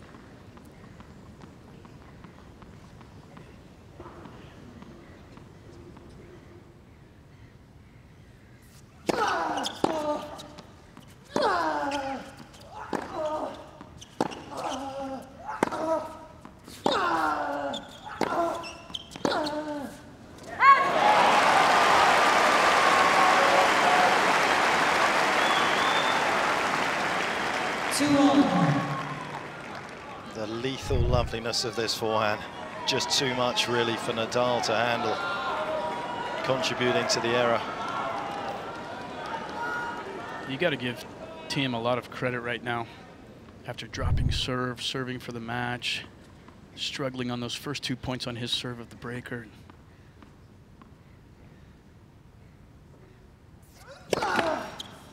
We talk about how Rafa never goes away.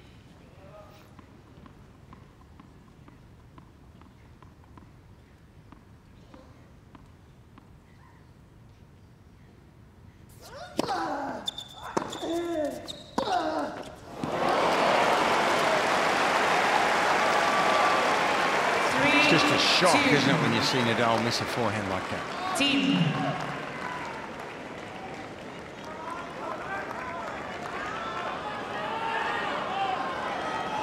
He's been the gold standard for competing under pressure. Yeah. So when you see him miss a ball like that, it is shocking. Yeah. We just don't expect it. No .1 on serve yet in this tiebreaker.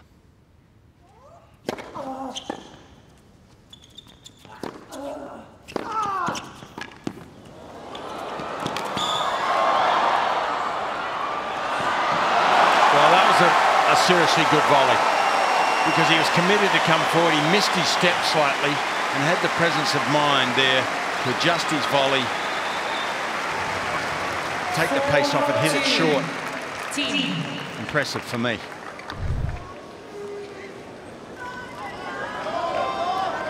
Amazing get from Rafa. I totally agree with you, Fitz. If we saw that from just a little bit earlier in the point as Dominic was coming forward, looked like he got a little confounded with his feet as he was coming to the ball, and then was able to still control the ball and make a good play off of it. So a little bit out of sorts there for a second. He was, but he had the presence of mind to just think clearly. And also not give up the cross-court shot as well. There was a lot of space down the line, but it's a very hard shot to hit on the run like that.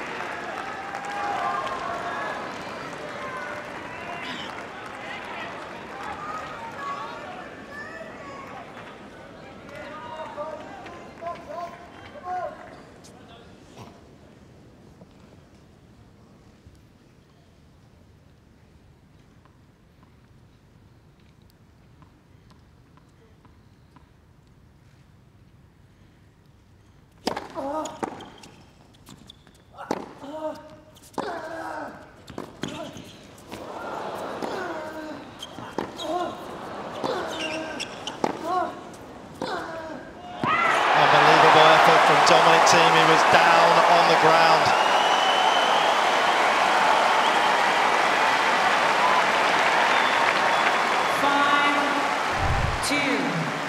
Well, he practiced the role earlier in the match. How good is that for presence of mind? Just got a sense Rafa took a little bit off the forehand, perhaps thought he was going to stay down for longer. Thinking he was going to be able to just get it past him, not be able to get up quickly enough. Well, unbelievable. Yeah, Rafa's on the verge of going out here now. As if we needed more drama.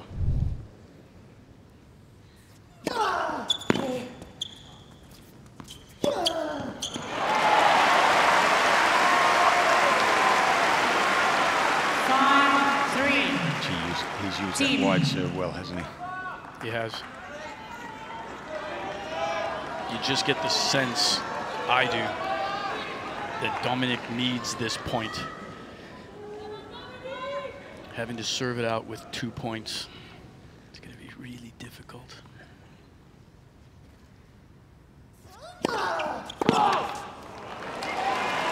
Mr. Nadal changing the call on the right center service line. The ball was called out.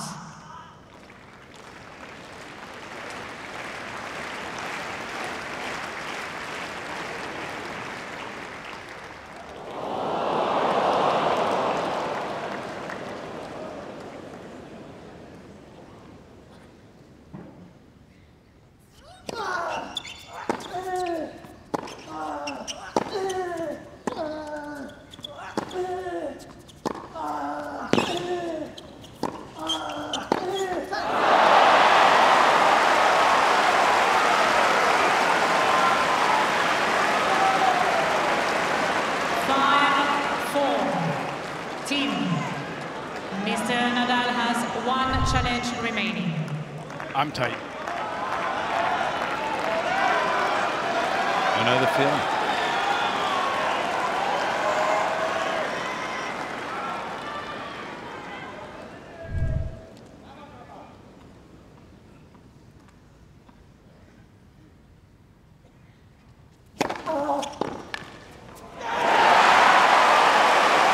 Well, he found the wide one. The balls are 5 games old now. It seems to suit that first serve wide a little better.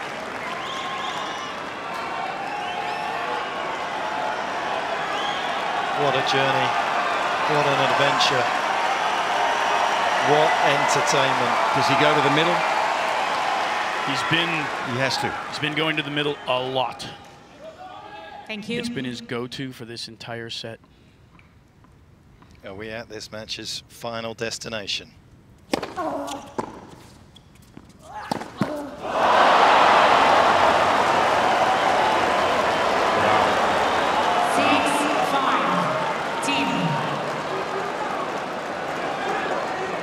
Needs to keep his body language positive here. He's got match point.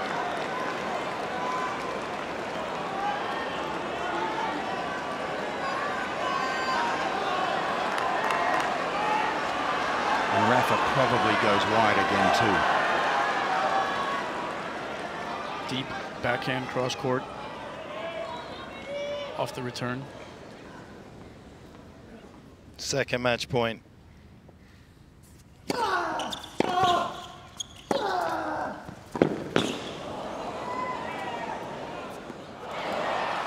Nadal changing the call on the left baseline. The ball was called in. My No call? goodness, no call. Wow. If this I'm not ball sure. is good. Yeah, I'm not It's sure. over. I'm not, and he looks worried. He looks worried. This is unbelievable. My goodness. Imagine if he didn't have a challenge. He would have had to play the overhead knowing the ball was out. 6 on. Have you ever been a part of something like this? Gee. And Dominic Thiem here is changing ends knowing that he's just lost a couple of match points. He's served for the match already at 5-4. And had one of the simplest forehands to finish the match that he's had in a while. And try to change direction away from what had worked. Look at this. How's that for composure? And eyesight.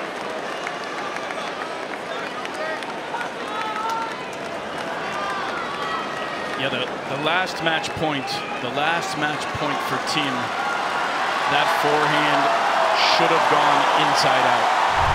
If he goes inside out on that ball, there's a 98% chance he makes it. Even if Rafa goes that way.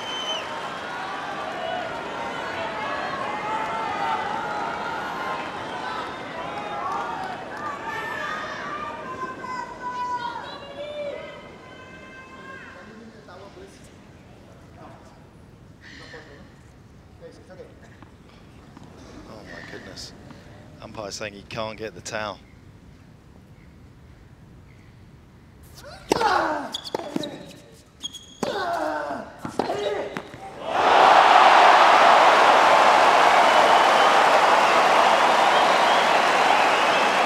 He's had a few of those.